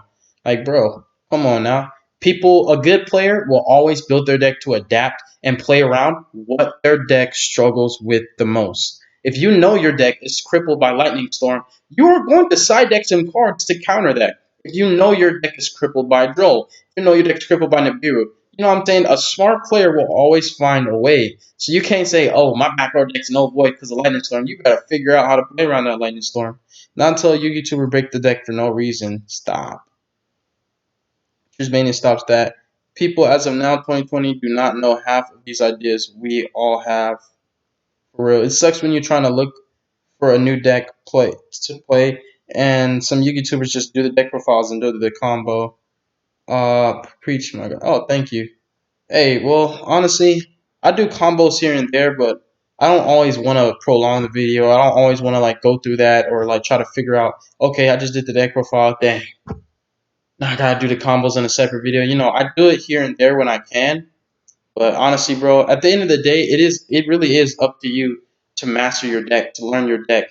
If I show you a combo, I didn't get it from somebody. I learned that combo from the dedication, the repetition, the memorization of playing them solitaire hands. That's how you're going to learn your combos for your deck. This is what I will say in a nice way. Don't let everybody do the work for you. There's some work that you are going to have to do for your deck. How you learn how to play a deck, you can't say, oh, well, I'm going to learn how to play a deck by having a Yugi tuber teach me. Because then you're only going to know what that person shows you. You have to learn how to play the deck on your own. If that person showed you a combo, that obviously means that they were dedicated enough to do the solitaire hands, to test their deck and play it against other decks and see how it matches up, all across the playing field to figure out how is this even going to be viable. So when it comes down to learning a deck, you can't put that crutch on yourself and make it to where like you can't do the work. There is some footwork that you're gonna have to do. And as far as mastering a deck, nobody can teach you how to master a deck. That's something you have to do on your own. Like it takes dedication. And if you're not willing to master the deck on your own, then you're not dedicated enough. Or that's all the YouTubers. Ah, stop it. Master. Ain't no master. Play rock deck. He said I play rock deck and Trishmania is a must right now. Oh goodness gracious. And he shall guide us through tough times. No, I'm not. I'm a human, bro. I'm a human. I ain't no god, no hero, no master, no nothing. I am a human. It's so good, it shuts down all back row decks with one summon. Fact. And they get burned for their troubles. Trishmania is so stupid, yo. It really is. I think it was just skipping past that. Okay. Oh, snap. He said it's Denlong Turbo. I know who that is. Okay, sure. I am from Argentina. You are. Oh, thank you, bro. My favorite deck is Hero Perfection. He said I only use 4 links. What cheap rogue decks you recommend that are surprise to people? Well, if you were here earlier, you might want to rewatch the stream towards the beginning. Me and the subscribers, we just started naming out decks, and we made this big old list. I'll go over that. I'm just trying to catch up with the comments real quick. Let me just scroll. I'm gonna skim. Did you know that Zephyr is the only archetype that allows you to access every summon method? Yes. Every summon method. Zephyros even you can play Zephyros in every arc, like every type of summoning mechanic. There's an archetype that uses them. For example, there's Zephyr Ritual Beast fusion archetype, Zephyr Necros ritual archetype. Um, okay, Zephyr Satellite XYZ archetype, Zephyr Pendulums pendulum archetype. You can link summon with Zephyros. Zephyr Metatron's a link. Zephyros use every single summoning mechanic, including tribute summon, because you could tribute summon in that deck. You could obviously pin and tribute summon. It has every single summoning mechanic. Zephyr is the only like pendulum archetype, because not even DDDs don't have ritual. That's one thing that DDDs do not have. Because I know somebody might say, well, what about DDD? DDDs don't have any archetype specific ritual. Even if it's not viable, the point is Zephyrs do have the ability to play every summoning mechanic. Once we have, let's see. Yeah, I really do have like 50 plus videos on it. Facts. Once we have the Megalo support, what do you think with your current ritual builds, the support of the new ones? Wait, what do you think you would do with your current ritual builds? I don't know. I haven't really read the cards, but if they're generic, Lord knows that's a lot of possibilities right there. Now, how necessary do you think Appaloosa is? Man, it kind of sucks because it's expensive. Honestly, I ain't even gonna cap. The Appaloosa I have is not even mine. It's a borrowed Appaloosa. That card, is nice, and it basically, if your deck can make it, you should play it just for the simple fact that it is a game winner. There are certain decks that just can't outplay Appaloosa. So it's kind of like that's the reason why it's so expensive. But you can't afford it. It's understandable, but dang, it really is necessary. It's like staple necessary, basically. It's like it should be in every extra deck that can play. Appaloosa is just that good. If I was trying to make an insect deck, I would like every summon in a Zephyr deck. Facts. That one impossible card. That what's her name? What's her name? Sophia, the goddess of rebirth. No, yeah, Sophia, the goddess of rebirth. The front lines. Nah. So, if you guys are, because I see viewers are going in and out, people are leaving, people are coming. So there's probably people that weren't here towards the beginning. So we made a list of decks. All right, so we could go ahead and try to make the top 10 real quick. Let me turn the AC on. Like that commercial. Turn the AC on. I'm dying at you.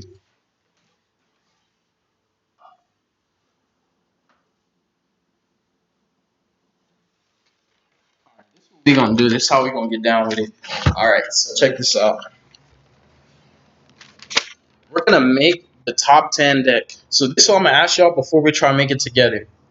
Y'all can come in together because you guys can see the live chat. Even if you don't see it on your phone, you can see it on the live stream because it's showing everything that I can do and what I'm showing. So what I'll say is this: what is you guys' opinion based on your opinion, your observation, based on what you've seen topping and what's actually performing well, not just a biased opinion, what are the top 10 best decks of the format? Not the top three, not the top five. What are the top 10? I'm going to let y'all, huddle up, talk amongst yourselves, and I'm going to see what you feel. Because let's speculate on your opinion for a second. What are the top 10 best decks? I'm going to just watch the live chat. What do you think of the OCG being able to double sleeve? uh, Well, if I'm not playing at a competitive event, I normally triple sleeve my extra deck. But as far as main deck, get you some Dragon Shields, bro. You hear me, Ronald? Get you some Dragon Shields. Stop playing games. Get you some Dragon Shields. Them hosts is durable. They thick. They nice. They're gonna stay clean for a long time, and they're gonna take care of. There we go. Unchained. That's one. I said top 10, not the.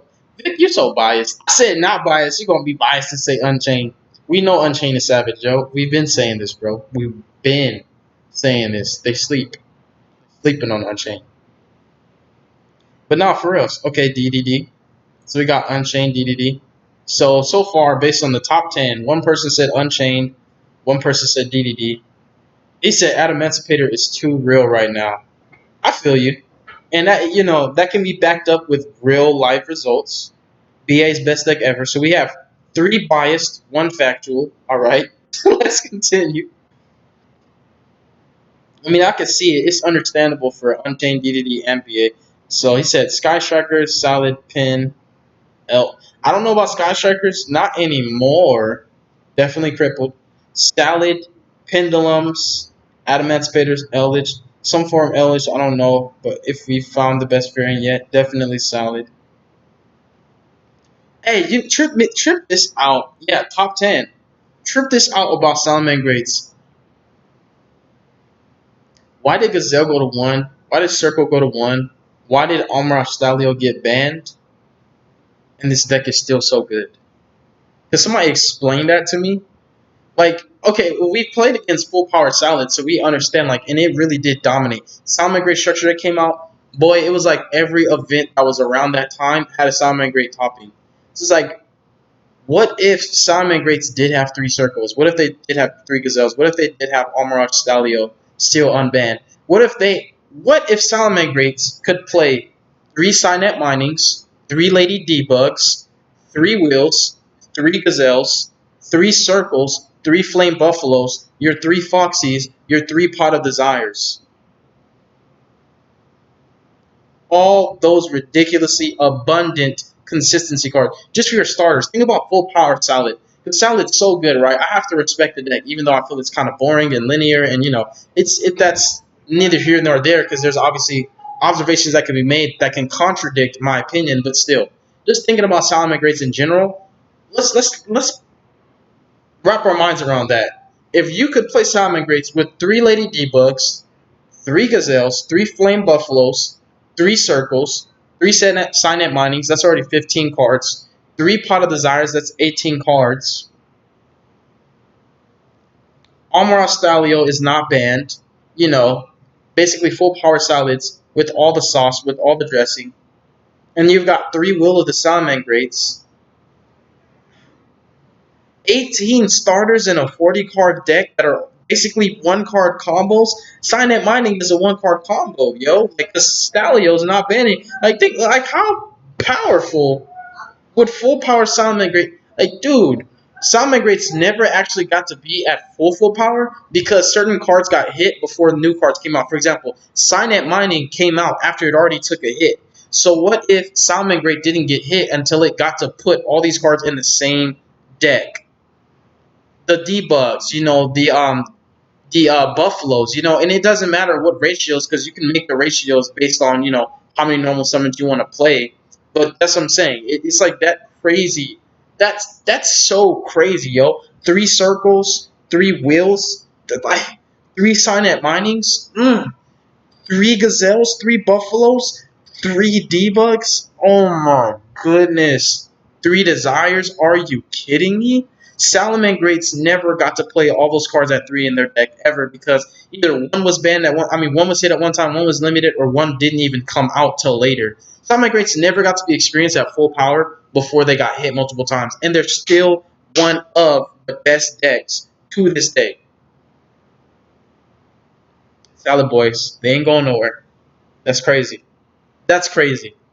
That just goes to show you that consistency really does outweigh powers in the terms of longevity and a competitive standpoint. If you want to go to a YCS or any high level event that's caliber is exceeding a local level, consistency always outweighs and outvalues sheer power and ferocity. Consistency and recursion. Salamangreats have that to a T. Consistency and recursion. That goes to show that those are probably the two most prominent elements that a deck needs. Your deck, you should desire that for your deck. If your deck is good, it's probably doing those. Like for example, Elderlich have a high level of consistency and recursion. Why do you think they're so good? Invoked has a high level of consistency and recursion. Adamanticators is just pure power, ferocity. But in the terms of longevity, Elderlich and Salamangreats and Invoked and decks of that nature could easily outlast them. Oh my goodness. Let's go back to the live chat. I'm sorry, that just really that dawned on my head. Like, what if Sally's got to be at full power for just a week? Goodness gracious, man! 18 starters, 10 engine cards, 12 hand traps. Boom! Perfect 40 card deck right there. BA best deck. So Sky Striker, Solid Pin, Adamanticators, Eldritch, some form of Eldritch. Yeah, everybody loves Eldritch up in here. Mech Knight for sure. Got myself an Unchained deck. Nah, I mean like the ones Konami bring out that peel super hard. Mech Knight, Gearsuit, Pendulum, Endymion, Ada, Eldritch. It all invoked. Still try to optimize it. DDD, Salads, Orcus. Heck yeah, I got a lot of Unchained content. Just gonna drop this. Drop this. Your content and deck building tips are so fire. You got people that don't even play Yu-Gi-Oh subbing and tuning in. That's fire. Thank you, bro. I appreciate that. MS Peter. Dark Magician with Dark Magician Girl at in danger. That's that's out of nowhere. Show the difference between yours and mine. Okay. Xenobirds. Okay. I can't. Hey, it's rituals. Ritual gang. Maybe too many normals. That's up to you though. But it's zodiac level of consistency. Let's see. Solid, Orcus, Pin, Eldritch, Adamant. This is what I want. He made an actual top 10. He did what I asked. See Salad, Orcus, Pin, Eldritch, Adamant, Shutall, Mech Knight, Dinos, Dragon Links. He made like a top 10. Tinyi. I love Tinyi. That's my jam. Generators are underrated. Dude, generators are not from this planet. Generators are from a different planet. That deck is in a league of its own. I really hope this thing doesn't trip out on me because I would like to show you guys my generator build. But oh my goodness. Mech Knight, Kaiju Crusadia, crazy. Stop scrolling up so fast. Alright, there we go. Eldritch, Adam Emancipator, Solid, Shutall, Orcus, Pendulum, Plunder Patrol, Mech Knight, DD, Zero, Galaxy Eyes it is.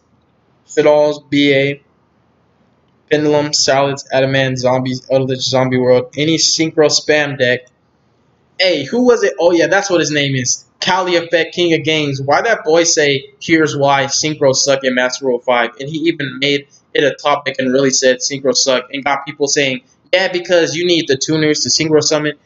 Why do people do that? Why do people say stuff is bad when they don't even know what they're talking about?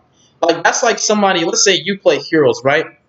Caesar's Empire, or let's say like you play Dragon League, and somebody walks up to you that never ever played Dragon Leagues before, and they say Dragon League sucks. It's not viable. It can't play through hand trap. It sucks going second. And you're like, have you played Dragon Leagues before? No, but I watch a lot of YouTube. Get out of here. Get out of here. Get out of here. It's against my will as a duelist to play even one of a lot of desires. Orcus, Orcus had what? Had hardcore band. Now they're getting a new card and they got a lot of potential. Definitely. Girsu, Ritual Blue Eyes. I think Block Dragon gives Adamance a lot of longevity, although it isn't consistency in the normal sense. The deck overall is consistent. Yeah, but they're still the embodiment of power, and that's the point that I was making. Because like when you compare them to the other decks, there are other decks that have a higher level of consistency outside of your standard starters, and that they're it can be susceptible to one interruption, for example, with the weaker hands. But really, the ultimate, basically, the observation here was consistency and recursion outweighs pure power. Which deck you think is more powerful between Pen and App? Pendulums is way. This bias you can call bias. Pendulums are way better than Adamanticators. Dude, do you even know how long Pendulum's been around? Adamanticators are they're a newbie in town. Like, yo, you messing with a big dog here, yo. Like Pendulums, we've been around. We've been in the format. We've played. We've had to deal with Dracos at full power, Zodiac at full power. Adamanticators, y'all ain't even had to fight the battles that Pendulums have had to fight. While y'all over here saying, "What? Stop it!" Adamanticators, yeah, I'll give them their props. They get their chips, kudos. But nah, Pendulums reign supreme. Okay, period. If you compare Pendulums to Adamanticator, I'm always gonna say Pendulums are better. Let's see. I hope the level 2 Herald. I think every combo deck that's able to play around or play through Nibiru deserves top 10, hands down. Herald level 2 comes out in the next battle facts. I really want Diviner to come out. Common formula in Yu-Gi-Oh! In order to be the best, you need to have a strong output, can play through interruptions, and recover when their initial board is broken, and consistently do it. Salomon Greats. Galaxy Eyes. I know people, if you don't do or don't know about Galaxy Eyes have that Salomon Great level of consistency and recursion. I'm telling you, I am telling you. Synchros are nuts. I'm telling, bro. Man, I ain't gonna think of nobody saying running. If you talking about synchros are bad, what era did you come from, bro? If Diviner comes on Bow's Legend, it's over. Best decks can either play through. Yeah, like you said, he's agreeing with a Blue Eye Stun. It's crazy. Run it with Denko Seka and Thunder King Ryo. He said Blue Eye Stun is crazy. Well, to each his own. That's all I'll say. You got your opinion. All right. So now here's what I'm gonna do. You guys gave me your speculation on it. Here's what I'm gonna do. I'm gonna put them in order after, but I'm going to make a top 10. So obviously, Adaman, Eldritch, Invoked, and all variants included. So I'm gonna put Adaman / variants, Eldritch / variants. Remember, consistency and recursion really in the long run, and it's not just basically it's not like a biased opinion. It is factual. If you take observations from different competitive events and also multiple formats, you will realize that a lot of the times the best deck has always been the most consistent. Take Zodiacs, for example. Take True Dracos at full power, for example. Take Metal Foes, for example. Take Salamangreats, Sky Strikers, for example. Sky Strikers weren't even like, oh, this deck's so crazy, it's putting up 20 negates, it's going to OTK you out of nowhere. It was just so consistent. So consistent. Sky Strikers have that consistency and recursion that I was talking about. No, I already said that I'm biased about pin. I did said that. They're still stuck with the same pin mechanic. Like, come on now. Like, one of the best, most abusive and powerful summoning mechanics in the game. Yeah, he just didn't want that Synchron chest to go up anymore. Uh-huh. No, I just think that he really just didn't know what he was talking about. Just because somebody's you, even for me, I don't know everything. This stuff that I'm telling you, this ain't facts. This is opinion. If I say facts, you'll know it's facts because it's not just based off observation. It's what I seen. If I seen it happen, then I know it's possible. So if I say it's possible, then it is a fact because I know it happened because I've seen it with my own eyes. But if I say, oh, it's possible to do this, but I haven't seen it happen, that's my opinion. But if it really happened, it's facts. Synchros are bad, but yet the best deck is a synchro deck. Yeah, don't listen to these people. I'm telling you, synchros are crazy, yo. So let's put dolls slash variant, Dragon Link slash variants, because this is facts. These really are up there. Variants. I'm making a top 10, and then I'll give them. And then I'll ask you guys, what do you feel should be in number one, number two, number three, four, etc. What else? Oh yeah, salads. Come on now, that's crazy. I don't even like salmon grades. If you guys notice, it's not like I have salmon grade content like that. I had this cool little 60 card Almaroth Turbo build before basically Stalio got banned. I played like Unexpected Die, the level 3 Vanilla Monster from the Chalice archetype. I played Psychic Wilders. I played Sea Archivers. I played Defrags. I played the level 3 Dangers. I just played like it's like what the staples that you would see in a Cherubini Turbo deck. I played those in a Salmon Grade deck to make it so consistent. And I played like 15 hand traps, and every hand was full combo. It's crazy. So solid plus variance. And I guess Eldritch and zombies go hand in hand. So Eldritch slash zombie and variance.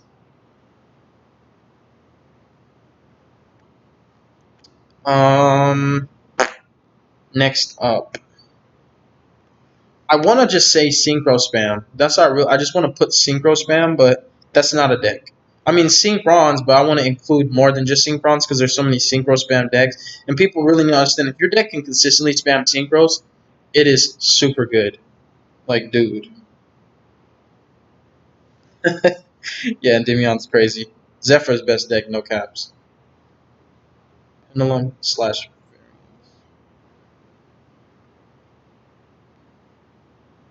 That's what I'm saying, bro. Like and that goes in tandem with what I brought up earlier. It's like imagine if Solomon Greats are still meta and they're still doing so good right now. Imagine if it really was at full power. Mm-hmm. So that's 1, 2, 3, 4, 5, 6, 7, 8. Mm. The rest is gonna be real tough. Mm. It's like, dang, it's like that hasn't done much. Mm. I'm looking through my list and I'm sitting here like, yo, what else can I add on? Because it's like, dang, okay, this is good, this is good, this is good, this is. You know what? I'm gonna put it up there because it has had representation. I'm not a big Mech Knight fan, but Mech Knights really have been doing something. They have, and that includes Invoked with them. Rocket Dragon Link is still pretty nice. Eldritch doesn't really play other zombie cards in at least in topping online builds. Top three is debatable. Yeah, to make Dark Synchro again. So, oh yes, you know what? I gotta give it to Mermels. I really do. I mean, DT Diva at 3, Neptibus at 3. We've seen what the deck can do. Goodness gracious, they're getting a card that can search their sea serpents. Stop playing. Game mechanic will work as long as Konami makes right effects for the deck to work properly and avoid issues. For example, Fusion was the weakest extra deck archetype. Shaw came out. Mech Knight. Oh, goodness gracious. We got 1, 2, 3, 4, 5, 6, 7, 8, 9. Ah, dang it. It's so hard to not put it there because it's like, it really, it does. You know what? That's what I'm gonna finally put. Yep. I'm gonna put it in a tie.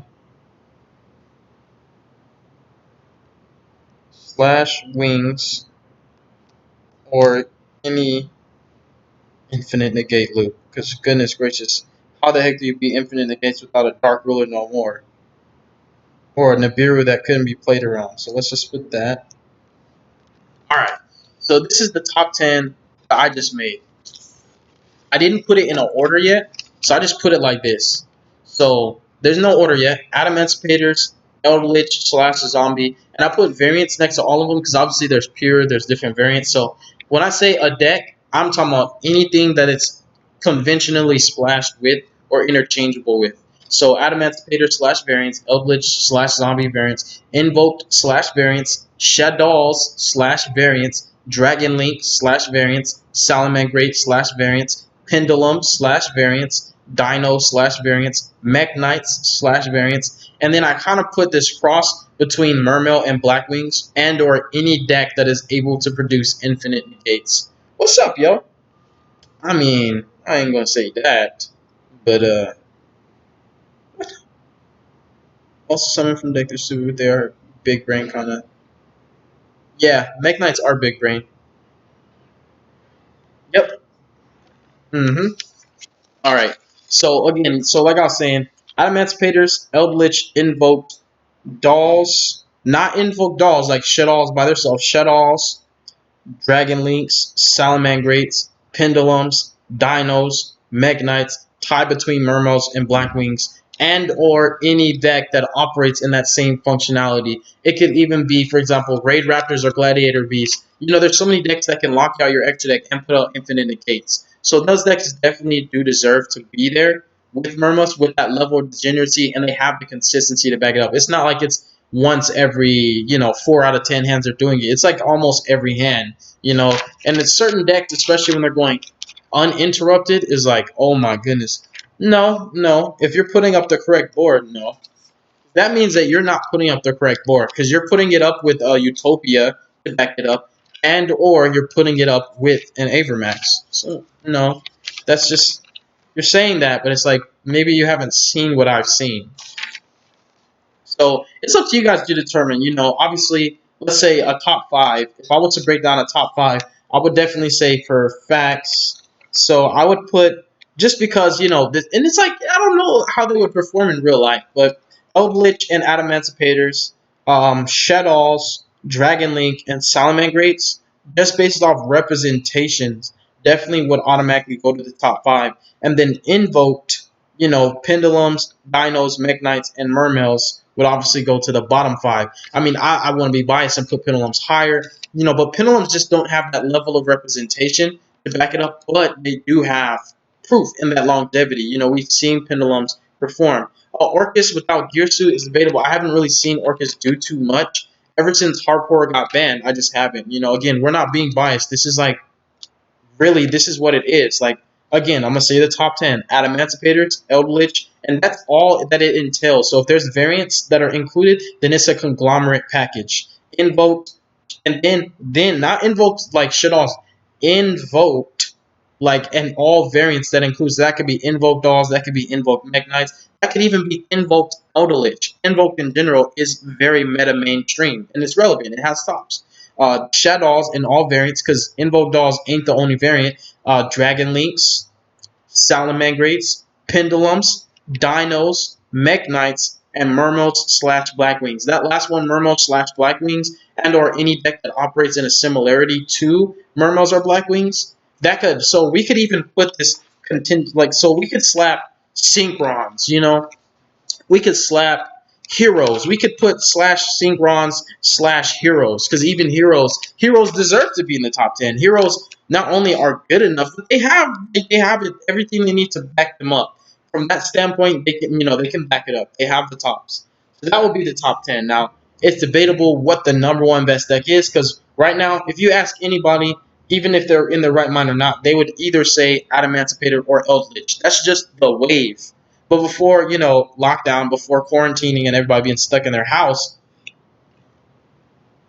yeah, facts. Everybody being stuck in their house, it would have been hands down. Everybody would have just went off of whatever YouTuber said. Invoke Shadows is the best deck. That was literally what people said was the best deck before this little set came out, Secret Slayers, and it shook some things up, you guys. It really did. That'll be my top 10, honestly. That's what I would put.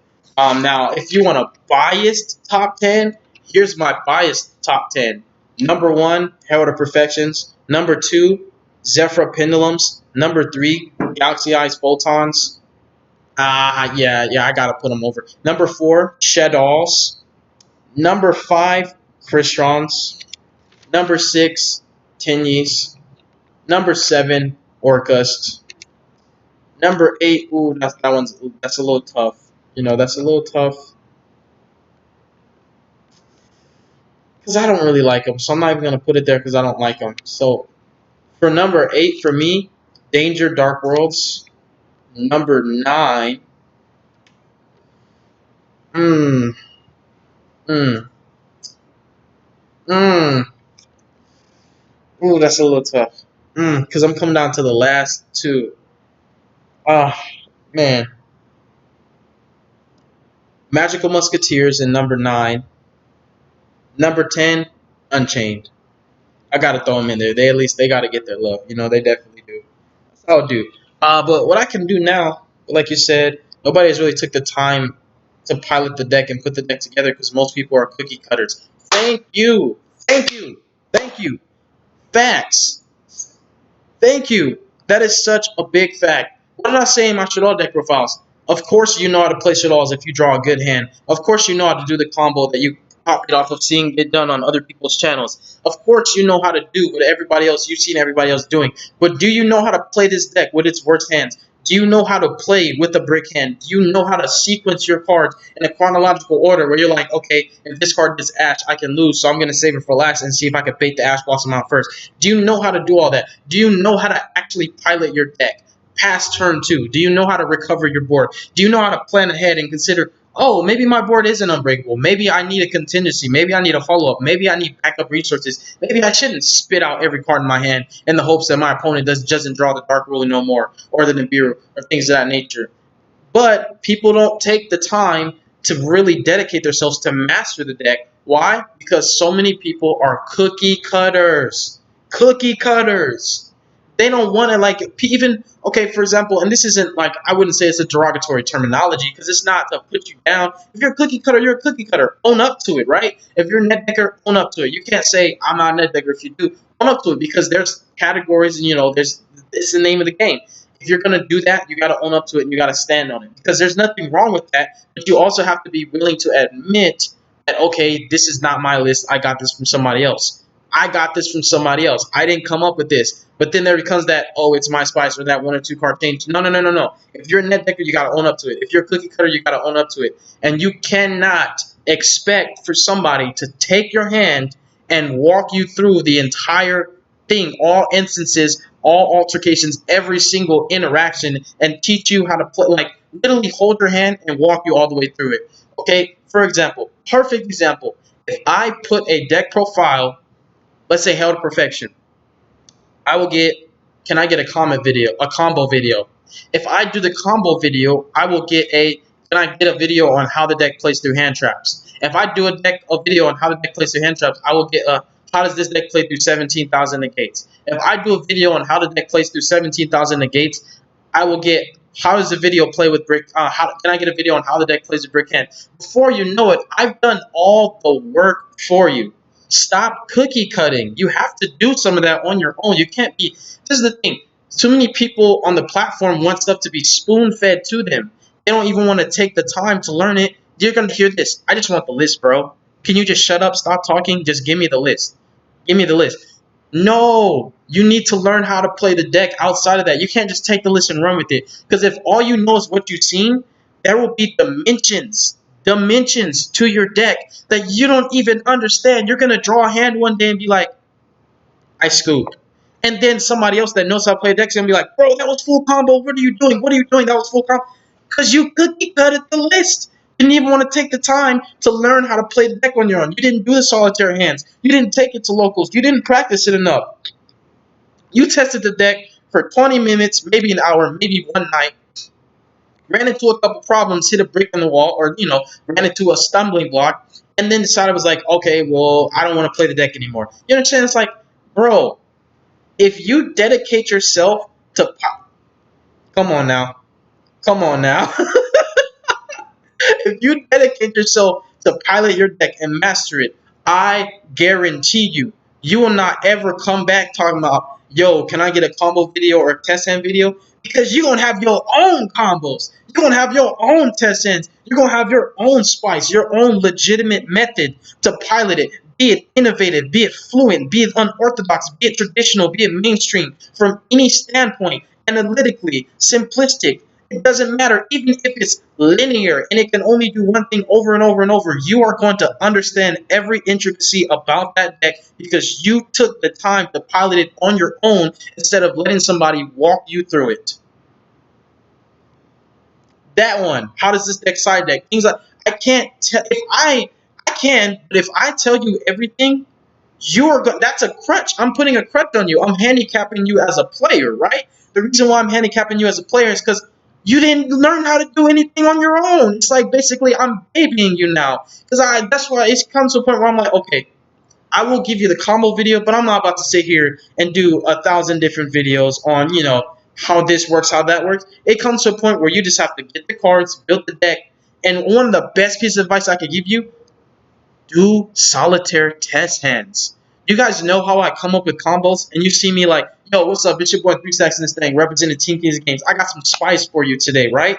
You know where that spice came from? I was up on Google, like Earth type machine support cards, cards that can send any card from deck to grave, Yu-Gi-Oh cards that draw, generic search cards. I'm over here looking on YouTube, on Google, on the Yu-Gi-Oh card database, looking up for certain cards that can help to get my deck to where I want it to be. And then I do solitaire test hands. Then all of a sudden, I came up with some combos just from doing a test hand.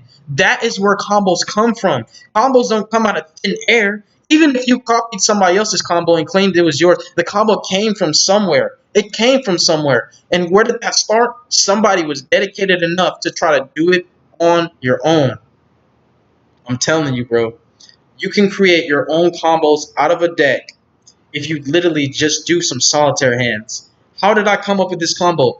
I did a solitaire hand, and instead of playing it out the conventional way that I memorized, so you have that adaptive memorization pattern. You're like, okay, it's becoming repetition where every time I see this hand, I do this one thing. How about you take that hand and you try to exploit every single avenue, every aspect of that hand. This hand can do this. Oh, but also, even though this might seem suboptimal, let me try this out. Let me see where this is going to go. That's a whole combo. That's a whole combo with a side of breadsticks. Come on now, stop playing, bro. That's how you come up with combos. Do some test hands for your deck, bro. Do some test hands for your deck. Solitaire. Then you can start playing like, okay, they have Ash, they have Nibiru. How am I going to play around it? That's how you get better. If your deck struggles in Nibiru, do a solitaire test hands with your deck and pretend like your opponent has Nibiru and like they're smart and they know when to Nibiru. See if you can play around it. If you cannot play around it, you need to start doing some research. You need to figure out something that your deck is missing.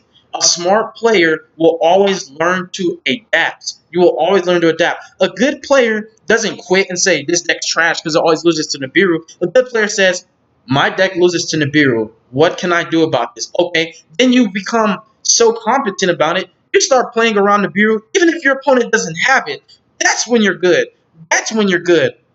I can't walk you through that. You think I can teach you that? I can't teach you that. You have to learn that on your own. This one take, like I said, dedication, repetition, memory patterns that like no one can. I can't program the information into your brain. You're gonna have to memorize those sequences yourself. How to properly navigate through negations going second. I can't teach you to master that to a T. All I can do is give you advice and say play your cards chronologically. The most important cards you have in your hand, play them last. If you have decent cards that are optimal enough, see if you can bait the negate with them. But I can't say, here's how you break an entire 17,000 negate board without a dark roll and no more. Because your hand might be different from mine. You're going to draw different hands. So again, bro, do not cookie cut a list. And if you're going to cookie cut a list, that's fine. But you need to do some research on your own. You need to do some practice on your own. If you cookie cut that list and then just run through a YCS with only what you saw somebody else doing, you just crippled yourself. What if the person you got the list from didn't even know? You know how people have came back to me telling me stuff about the deck that I didn't even know? And it was my deck profile. And I'm like, you could do that? Because they took the time to learn how to play the deck on their own. I didn't teach them that. I can't teach that. Nobody can teach you how to be good. That's something you do on your own, and it takes practice. You ain't gonna get good overnight. And that's the thing. We as Americans, we want everything bundled up in a package and delivered to us. Instant gratification is kind of like this. It's not really supplemental for you. It's not gonna help. Instant gratification is another crutch. You want everything delivered to you right then and there. We're impatient. We want it right now. It's going to take time, baby. It's going to take time. So yeah, facts, facts. Let me see if I really hope this doesn't glitch out, but I want to show you guys some deck lists on Dueling Nexus real quick. So bear with me. I want to ask a question to everybody. Is it glitching for anyone on your screen right now? Is it am I glitching in and out? Am I freezing in frames? Can you hear me clearly? I'm gonna wait in the live chat, see what y'all say. The wave side deck is losing, to be honest. This guy. Mm, mm. If I'm not glitching, I'm gonna go ahead and go to the Nexus, but I want to make sure that I'm not glitching on anybody's screen first. Oh, must have hit a nerve on that one. Like 7 viewers left. So I'm gonna go to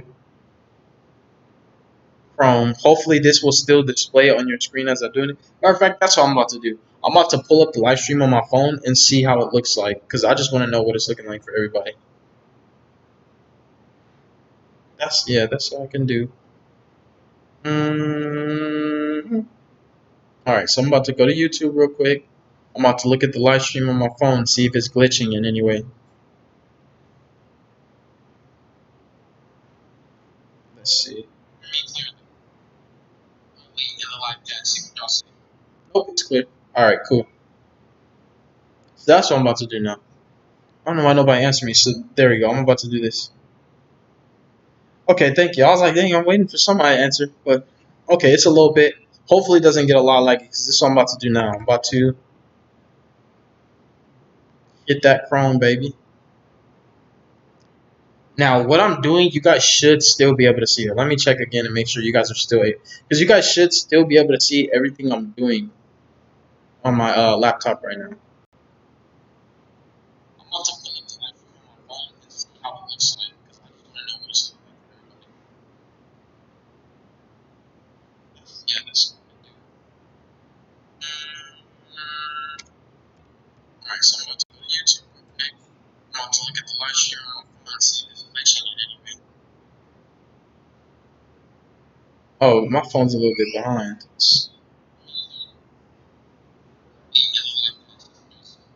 Yeah, because you can turn it off, babe. I turned on the air. That's what I'm about to do now. Nobody asked me, so there we go. I'm about to do this. For me, I know. Okay, thank you. I was like, hey, I'm waiting for somebody to answer. But, okay, it's a little bit. Hopefully it doesn't get a lot like so I'm about to do now. I'm about to get that. I'm trying to see if it still shows as I well, let me go back to the OBS. You guys should still be able to see it. Let me check again and make sure you guys are still able. You guys should still be able to see it. Yeah, they can see it on my laptop right now. Oh, please don't freeze. Let me go back and check the frames. So they showed this morning on the news, the marriage bureau thingy. I sent it to you. Is it full?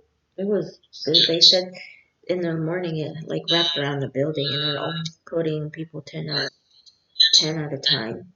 Dang. And they have to wear a mask. It's in delayed, so it's hard to answer things on time. My phone's a little bit behind. And they have to wear a mask. Okay, we'll wear face mask. And they'll take our temperature too. Yeah, they're gonna check our temperature, see if we're over 100 degrees. At least we're getting our marriage license, babe. I told them around 4. And I told Joe, I'm like, eventually their dad needs to contact me dealing with these kids. The only way I can contact is through you. Not right now, babe. Why? Because everybody can hear you. That's why. I thought you were on the thing. But No. anyways, I can't go back to sleep. So knows. All right. He said I have a delay. All right. Well, as long as you guys can see it, let me go to deck editor.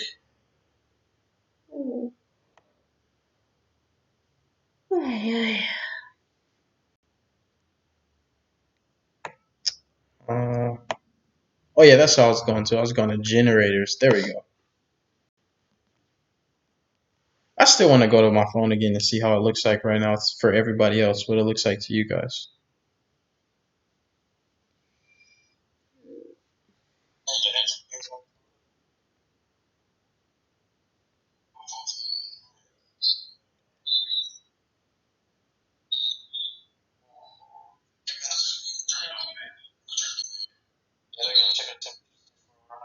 All right, yeah, it is a little bit of a delay. Okay, but it's not that bad. So, all right, that's what I'm gonna do.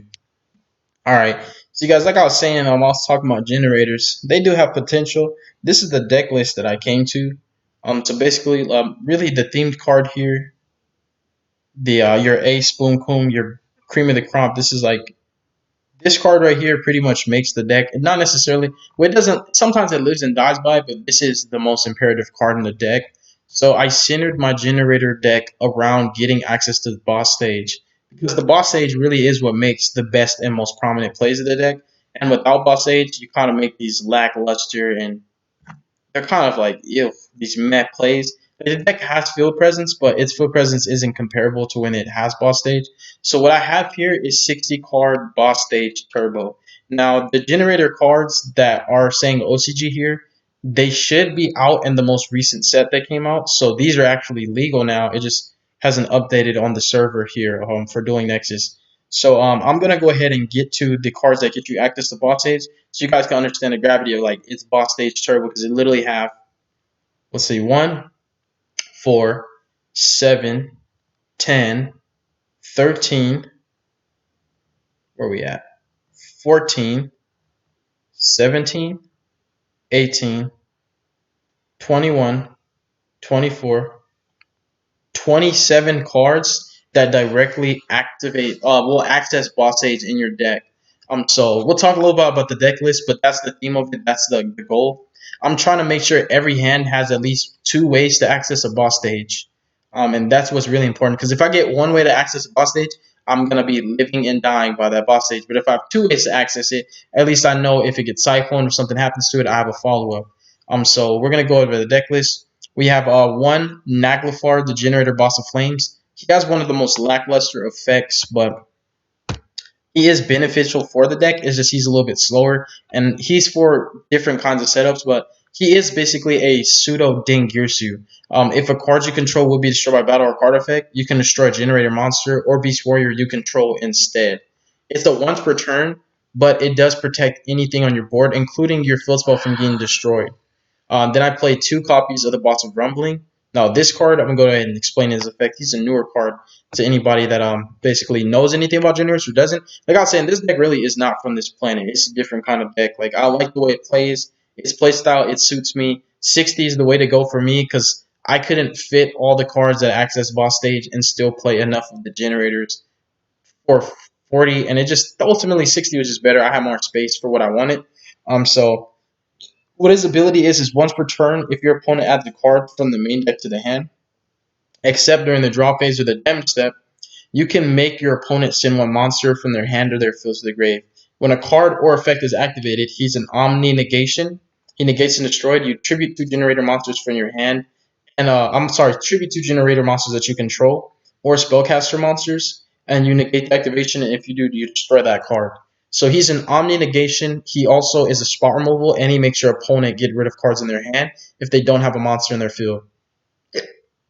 Next up, I'm playing 1 copy of this Gizmek dude right here. I'm gonna butcher his name, but I just play him. He is solid for going second, but really, he's another target for monstrosity to allow me to eat up monsters going second. And I just like the free summon because it does effectively let you make calamities. And then I have the Boss of Swords. I'm only playing one of them, but his ability basically allows you to target as many monsters, basically tribute any number of generator monsters or warriors. All their effects are going to work with warriors and or the type of monster they are. And you target that many monsters your opponent controls, and then you destroy them. Then your opponent can draw cards equal to the number of monsters destroyed on their field. So there is a drawback, but I play one of it because sometimes you just really need that effect. It'll get you out of a bind. I play 2 Boss of Lights. Basically, she lets you add a generator card or a plant monster from your deck to your hand. So if you have a hand that could just special summon her out off of the monstrosity, and you want to make a quick rank 9 play, you can actually use her to search out the lone fire, normal lone fire, tribute it, summon another one, and make a calamities. So it's a really really cool interaction. But she searches any generator card, and then we have two Boss of Lies. I don't know their real TCG names. This is off of Nexus, so it's different. But this one allows you to target a card in the field and banish it. This negates summons, which is really incredible. It's like a solemn judgment. This guy basically lets you unclog your hand. You can special summon any number of generators from your hand based on what you tribute. She's the monster reborn of the deck. She's really important, at least as a 2-of. And then basically 3 copies of Locked here. He is like literally the best generator monster in your deck for the simple fact that not only is he normal summonable, but his ability allows you to, as a quick effect during the main phase, tribute a generator monster to special summon a level 9 generator monster from your deck with a different name from what was tributed. That's a quick effect, which is really important. You can do it on your opponent's turn, and he can tribute himself. So if you normal summon him, you can tribute him, summon the plant boss, and search out your boss stage, and that's a 1-card boss stage. Then we have 3 Planet Pathfinders, one of my favorite techs that can search a field spell. I do play Mystic Mind to give my Demise of the Land more flexibility for going first or second. I played 3 Condemn Witch. Also, as a part of her package deal, I played 1 Lance and 1 Chalice that's searchable back row, so I can generate more advantage off of her. Because if I'm committing to a normal summon, I want it to pay off. Also, Lance and Chalice are interchangeable between matchups and formats. They're pretty decent for what they are, just on their trade-off value. They're good activations. But ultimately, she has more synergy than that. You can tribute her during your opponent's turn to summon out Locked here. And Locked here obviously accesses all of your generators. Then Lone Fire is here specifically to summon this girl out right here. 1 Day of Peace and the 3 Dark World Dealing, so that if I have access to my boss stage turn 1, I can make my opponent draw a card, which will then trigger the boss stage's effect.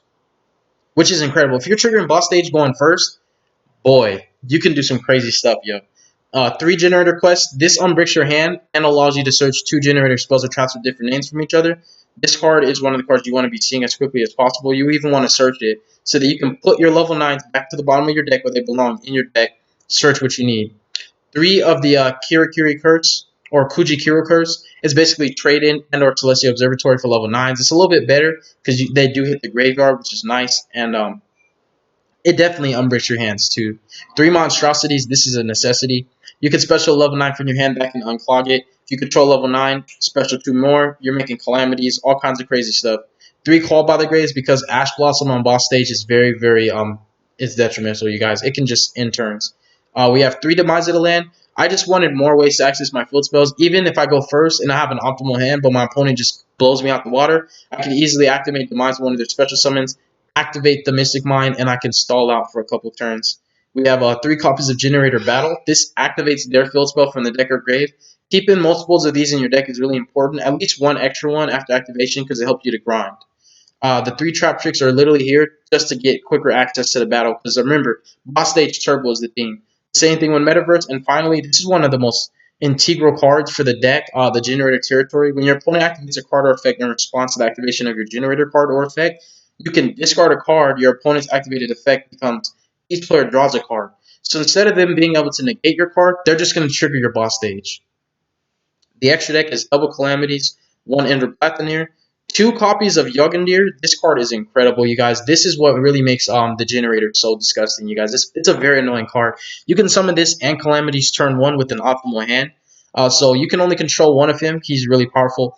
His attack and defense become 1,000 times his number of materials. He has a quick effect. You can detach 1 material from this card. Each player draws a card, and then each player that drew attaches 1 card from their hand or their field to this card. So like my boy, basically like my homeboy says to me, right? He says basically everybody's going to have to offer a sacrifice to him. So when you activate his effect, we're going to draw a card, then we're going to offer a sacrifice to him so that he can like it's so crazy because he also eats cards from your opponent's field too. It's from hand or field. But no matter what, he's always going to require a sacrifice. So you can actually rip cards out of your opponent's hand turn 1 with this deck, which is really cool with this and also Inner Blathnir. And also with this bad boy right here, Horde.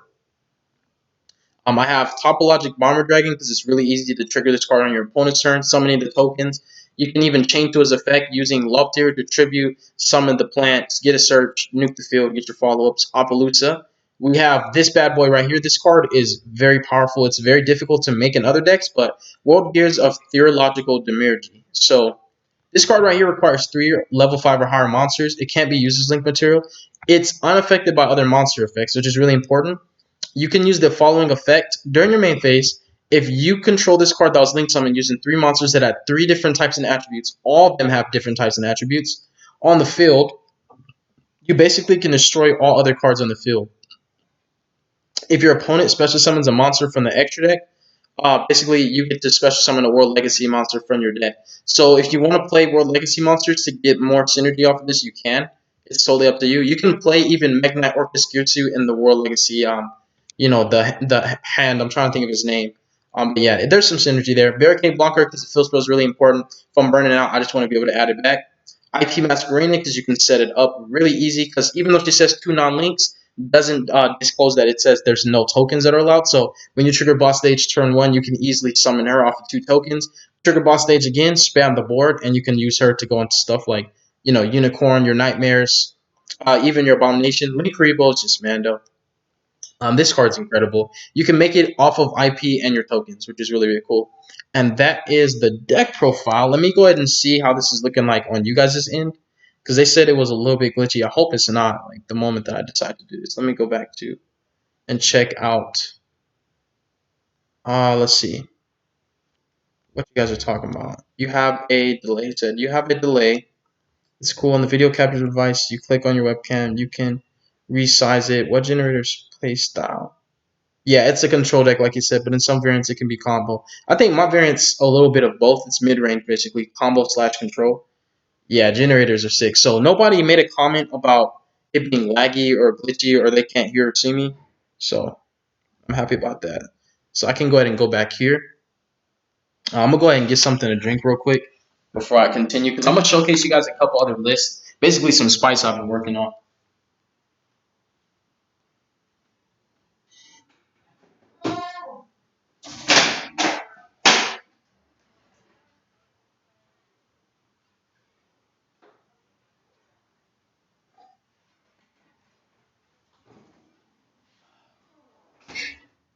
All right.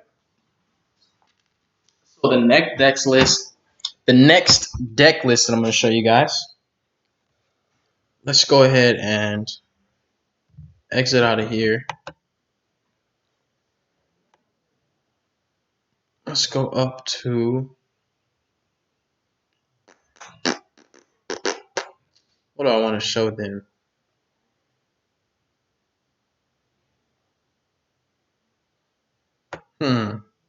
Oh, yo.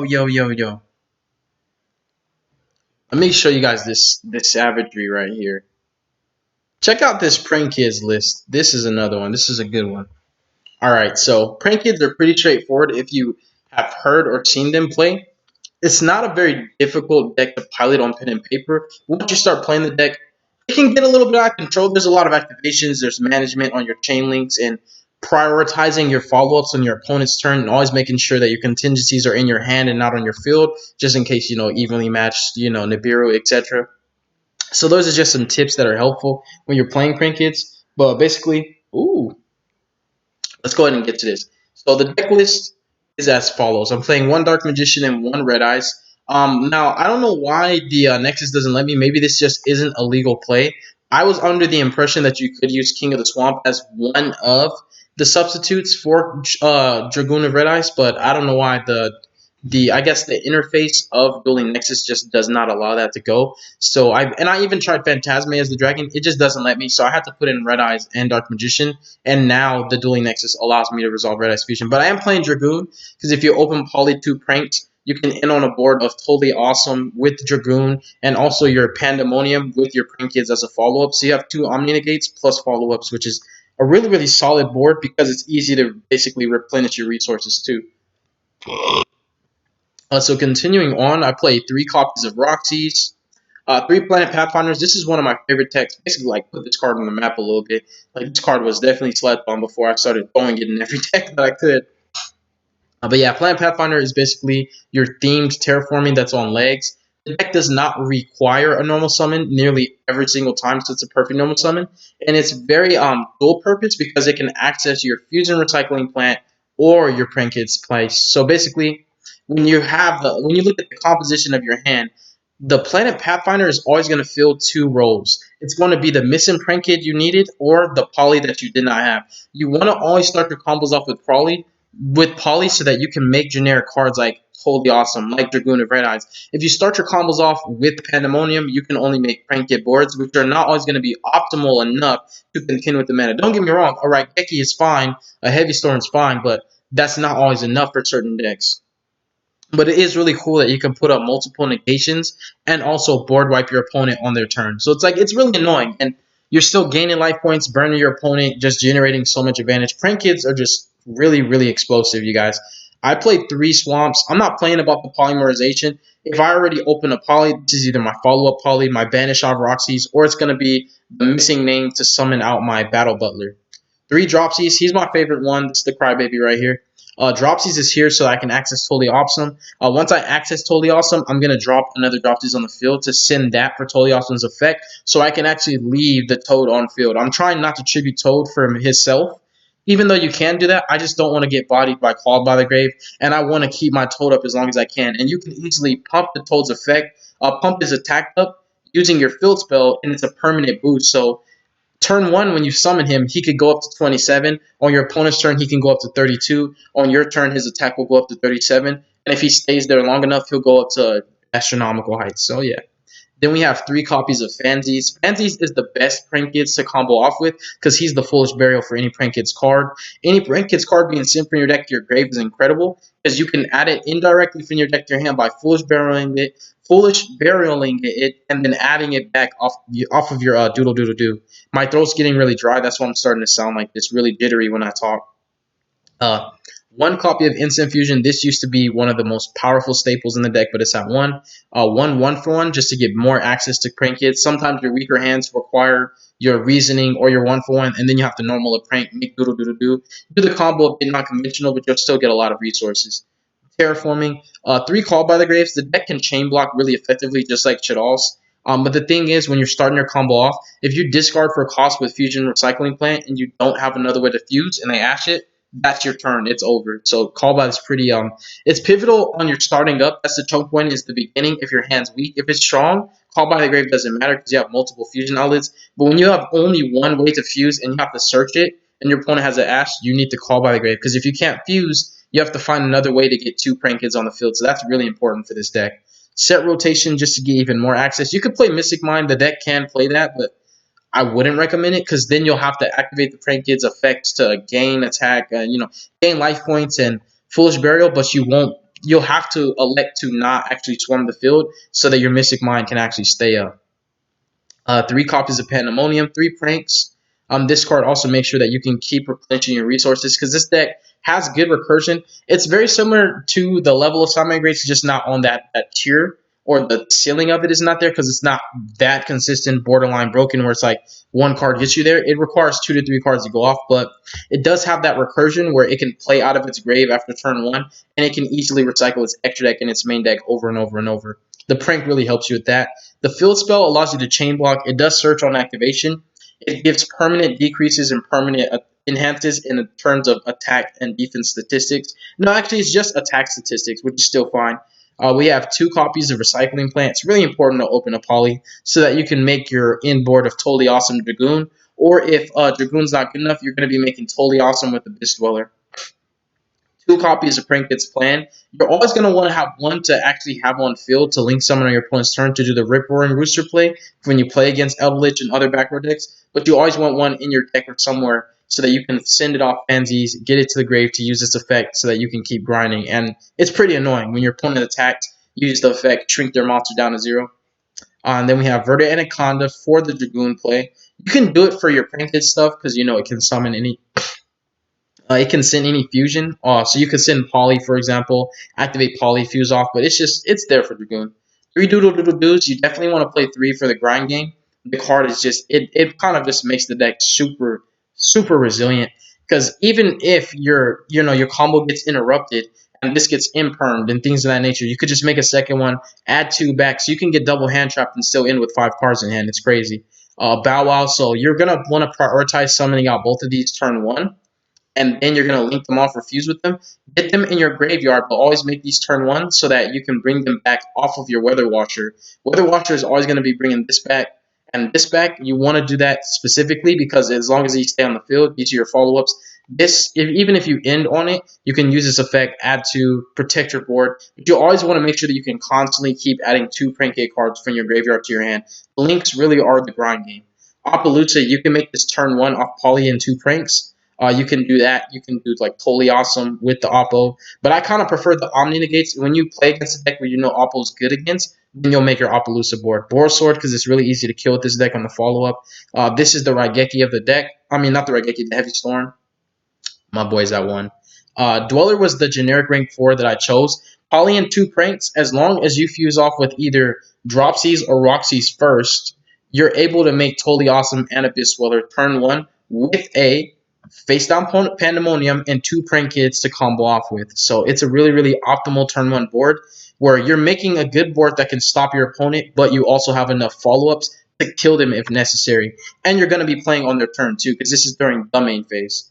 And that's what you're going to use to summon out your Weather Washer. You're playing one because you add this back off Plan, you add it back off of Pranks, you add it back off Doodle Doodle Doo, off Owl Bark. This card's a little bit more important, because it's on your turn, and that's where you're going to be making your big OTK pushes. This is going to recur your links. So I value Rocket over Weather Washer. If you're playing Pure and you're not playing Dragoon, you're not playing Totally Awesome or Dweller or anything, you could play more of the fusions, but it's so easy to recur these. The only problem with playing one of them that you'll run into is if it gets called by the Grave or DD Crow.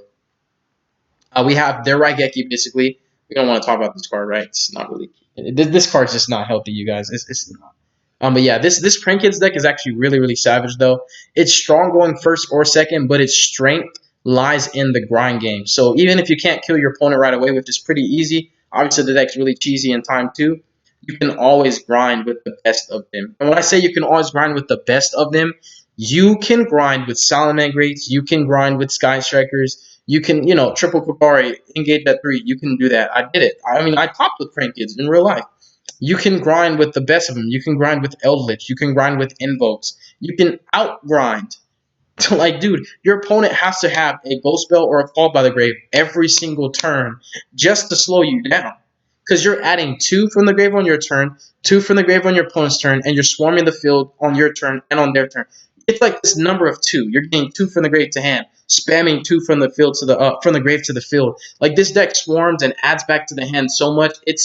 This deck is annoying. It really is, and it's very, very prominent. It's a good meta call, It can be susceptible to Nibiru, but I will say this. If you open a Dropsies or a place and you normal that Dropsies, poly off basically 2 other Prank Kids in your hand, and this is situational, but it comes up because you play 6 Dropsies. If you normal Dropsy, poly off 2 other Pranks in your hand, summon out your Rocket, use their effects, summon 2 other Pranks. That's 4 summons. Just make sure that one of the Prank Kids you summon off your other ones is a Dropsies, and you can summon Totally Awesome as your 5th summon. Use Rocket Rider, tribute him, summon 2 Pranks back, do your standard combo with the Totally Awesome on field to counter Nibiru.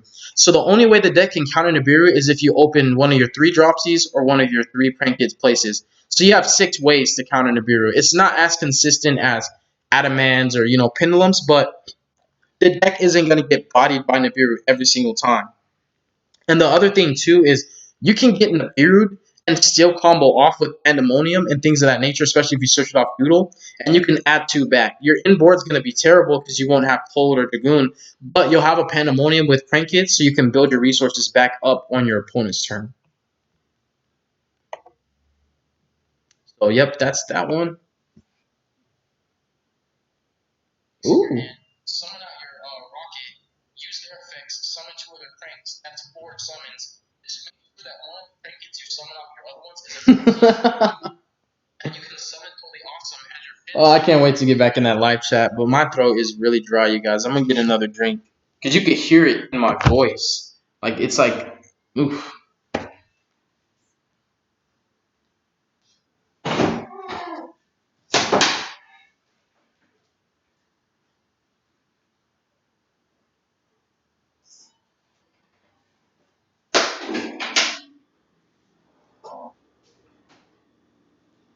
Woo, man. My throat was getting so dry, yo. Ooh, cool. Let me check my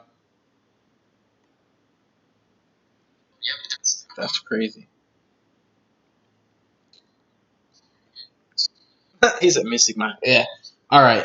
So the next deck profile, online deck profiles. Let me show you guys. Oh, I might as well show you guys my infernoids, my lair infernoids, because this list is actually really, really cool for this reason. I'm gonna show you guys. Let me show you guys this infernoid deck right here. First of all, there's some savagery going on. There's some real savagery going on. But this is what I really want you guys. This is the highlight of the deck right here. Pay attention to this one shit all fusion, to this dragon and this aerial. Now, don't get me wrong. These are not that great to draw. Obviously, shit all fusion is incredible. It's a going second deck. But there's a reason. There's a method to the madness. Let's get to the deck list, you guys. So we have 2 copies of Anunku. Now, this deck is very old. It's very infamous. There's a euphoric feeling just seeing and hearing the word Infernoids. If you've been around long enough, 2014, back when Shaddolls and Burning Abyss and Necros were basically running rampant. Yang Zings, you know, Satellar Knights, Ritual Beasts, Infernoids, Cleaforts, all those decks. This deck was like the anti-meta deck at that time.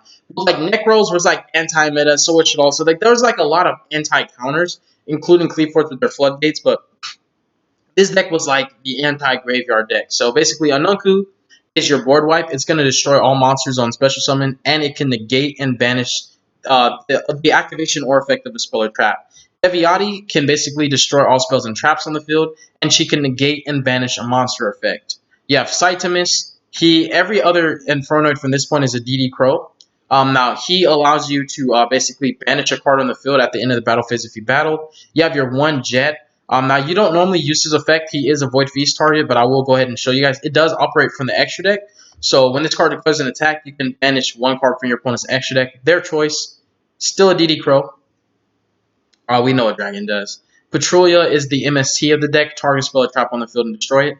Even though I play second, I still like playing 3 Liliths. It goes in hand with the Lair of Darkness being a strong normal summon.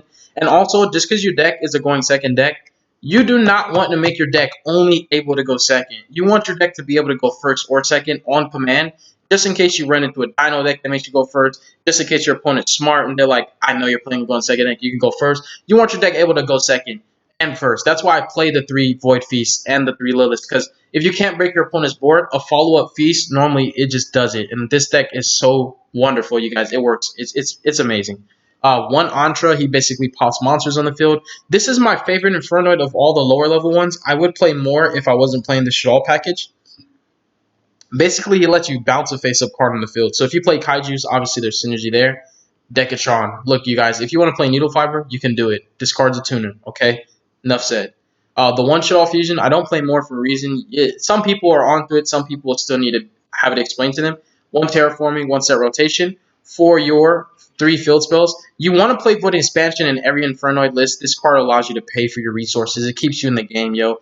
And it fixes the mechanic a little bit so you can use your tokens instead of cards in your hand and in your grave for the banishing. But anyways, 3 Void Calamities. This card is not out yet. It lets you send any Fiend monster from your deck to your graveyard. There is some serious spice with this card. You can send Archfiend Eccentric. I mean, not Archfiend Eccentric. You can send Archfiend Eris. Basically, you can play this card, and basically, you could play this card inside of Infernities. Theoretically, you could play it in Infernities, and you could use this card to discard a card out of your hand to send your Archfiend Eris to search out your Infernity Archfiend. But there's just so much more to it. This can send any fiend. So you can send Backjack for traps. You can send Burning Abyss monsters. You can send Fiendish Rhino Warrior. You can send Dagon Unchained cards off this. Okay, so Void Calamity is very generically applicable. It can be played outside of its archetype, but it's really good in here. And it also allows you to send Inferno monsters with different names from your hand or your deck to the graveyard up to the number of monsters your opponent controls that are summoned from the extra deck. And what you're going to do is you're going to send it from the field to the graveyard for cost. So if your opponent doesn't negate the activation of it and they don't have something that negates spell effects, you can send it for cost. And they'll be like, I activate, for example, my effect to negate the activation of it. And you're like, nah, fam. It sent itself from the field to the grave for cost, and that's the effect. Not on activation, that's its effect on the field. So your opponent has to be very, very cognizant of how this deck operates, because this card alone can be a pseudo-imagination. But we have 3 imagination. This is the blowout of the deck. You're going to be summoning Tierra. Tierra is your win con. For me personally, I'm trying to get as quick access to her as possible. She's part of the Wombo combo that leads to the shit-alls. 3 Vanishment. If you want to do the shit all plays, it's a little bit contradictory, and it can counter what you're trying to do. So just keep in mind, if you're using Vanishment going second and you want to do the shit all combo, make sure that you have another outlet for imagination. If this is your only way, it's your only way. But it is a for the rest of the turn, so if you can do the shit all stuff first, then do that, and then do Vanishment after.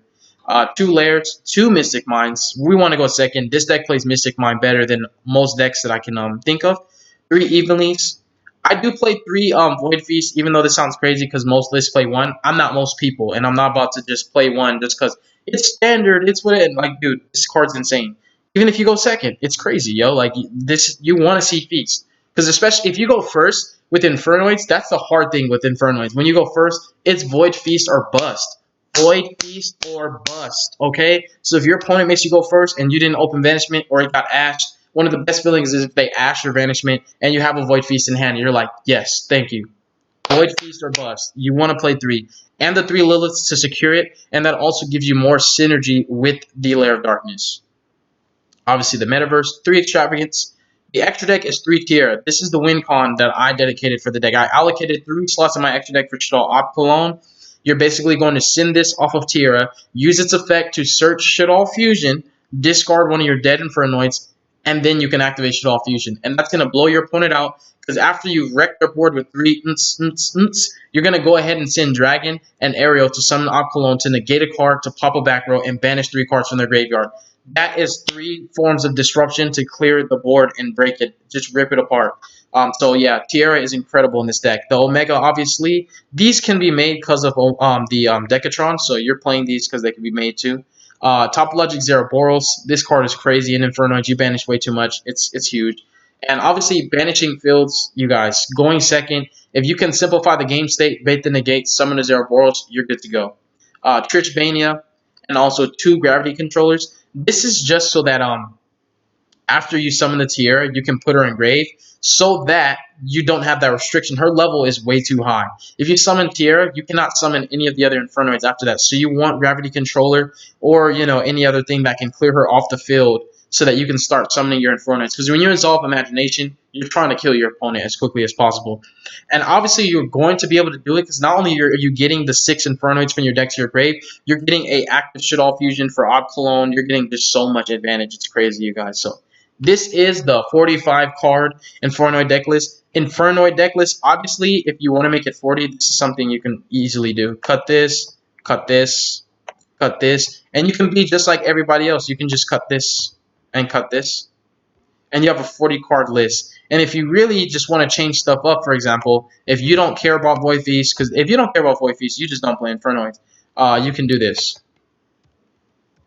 All by the grave. Or one of the better counters to hand traps that actually works in Infernoids, it's very effective, is 3 Gammas, 1 Driver.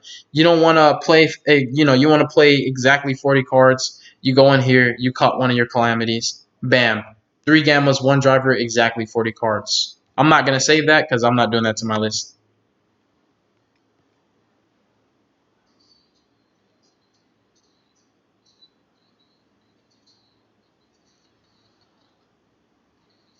Uh-oh.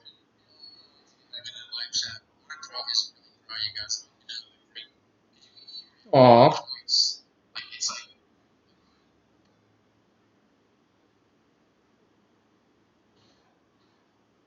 No, I didn't know my face was covering half the deck. But I did explain all the cards, though.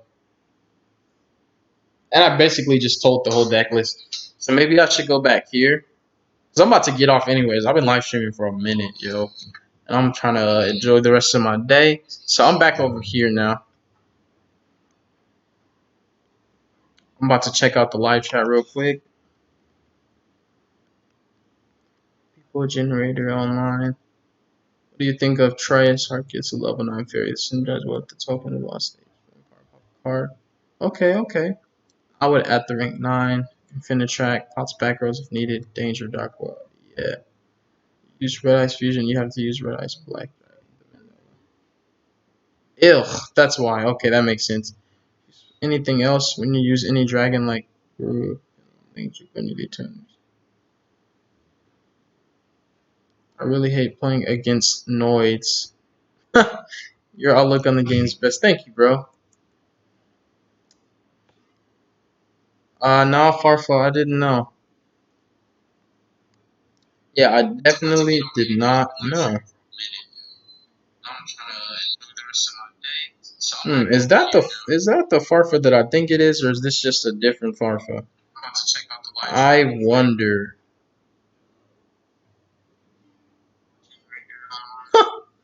Oh, I guess we'll find out. But yeah, you guys, I think that's gonna be it though, yo. Honestly, I'm pretty burnt out. My throat is very, very dry. I'm burnt. I hope you guys really enjoyed this live stream. See, the viewers are going down, so people are leaving. I'm about to head out too, yo. Thank you guys very much for watching it. I hope the quality was decent for you guys. Hopefully, this was informative and entertainment and entertaining for everybody. I definitely enjoyed my time with you guys.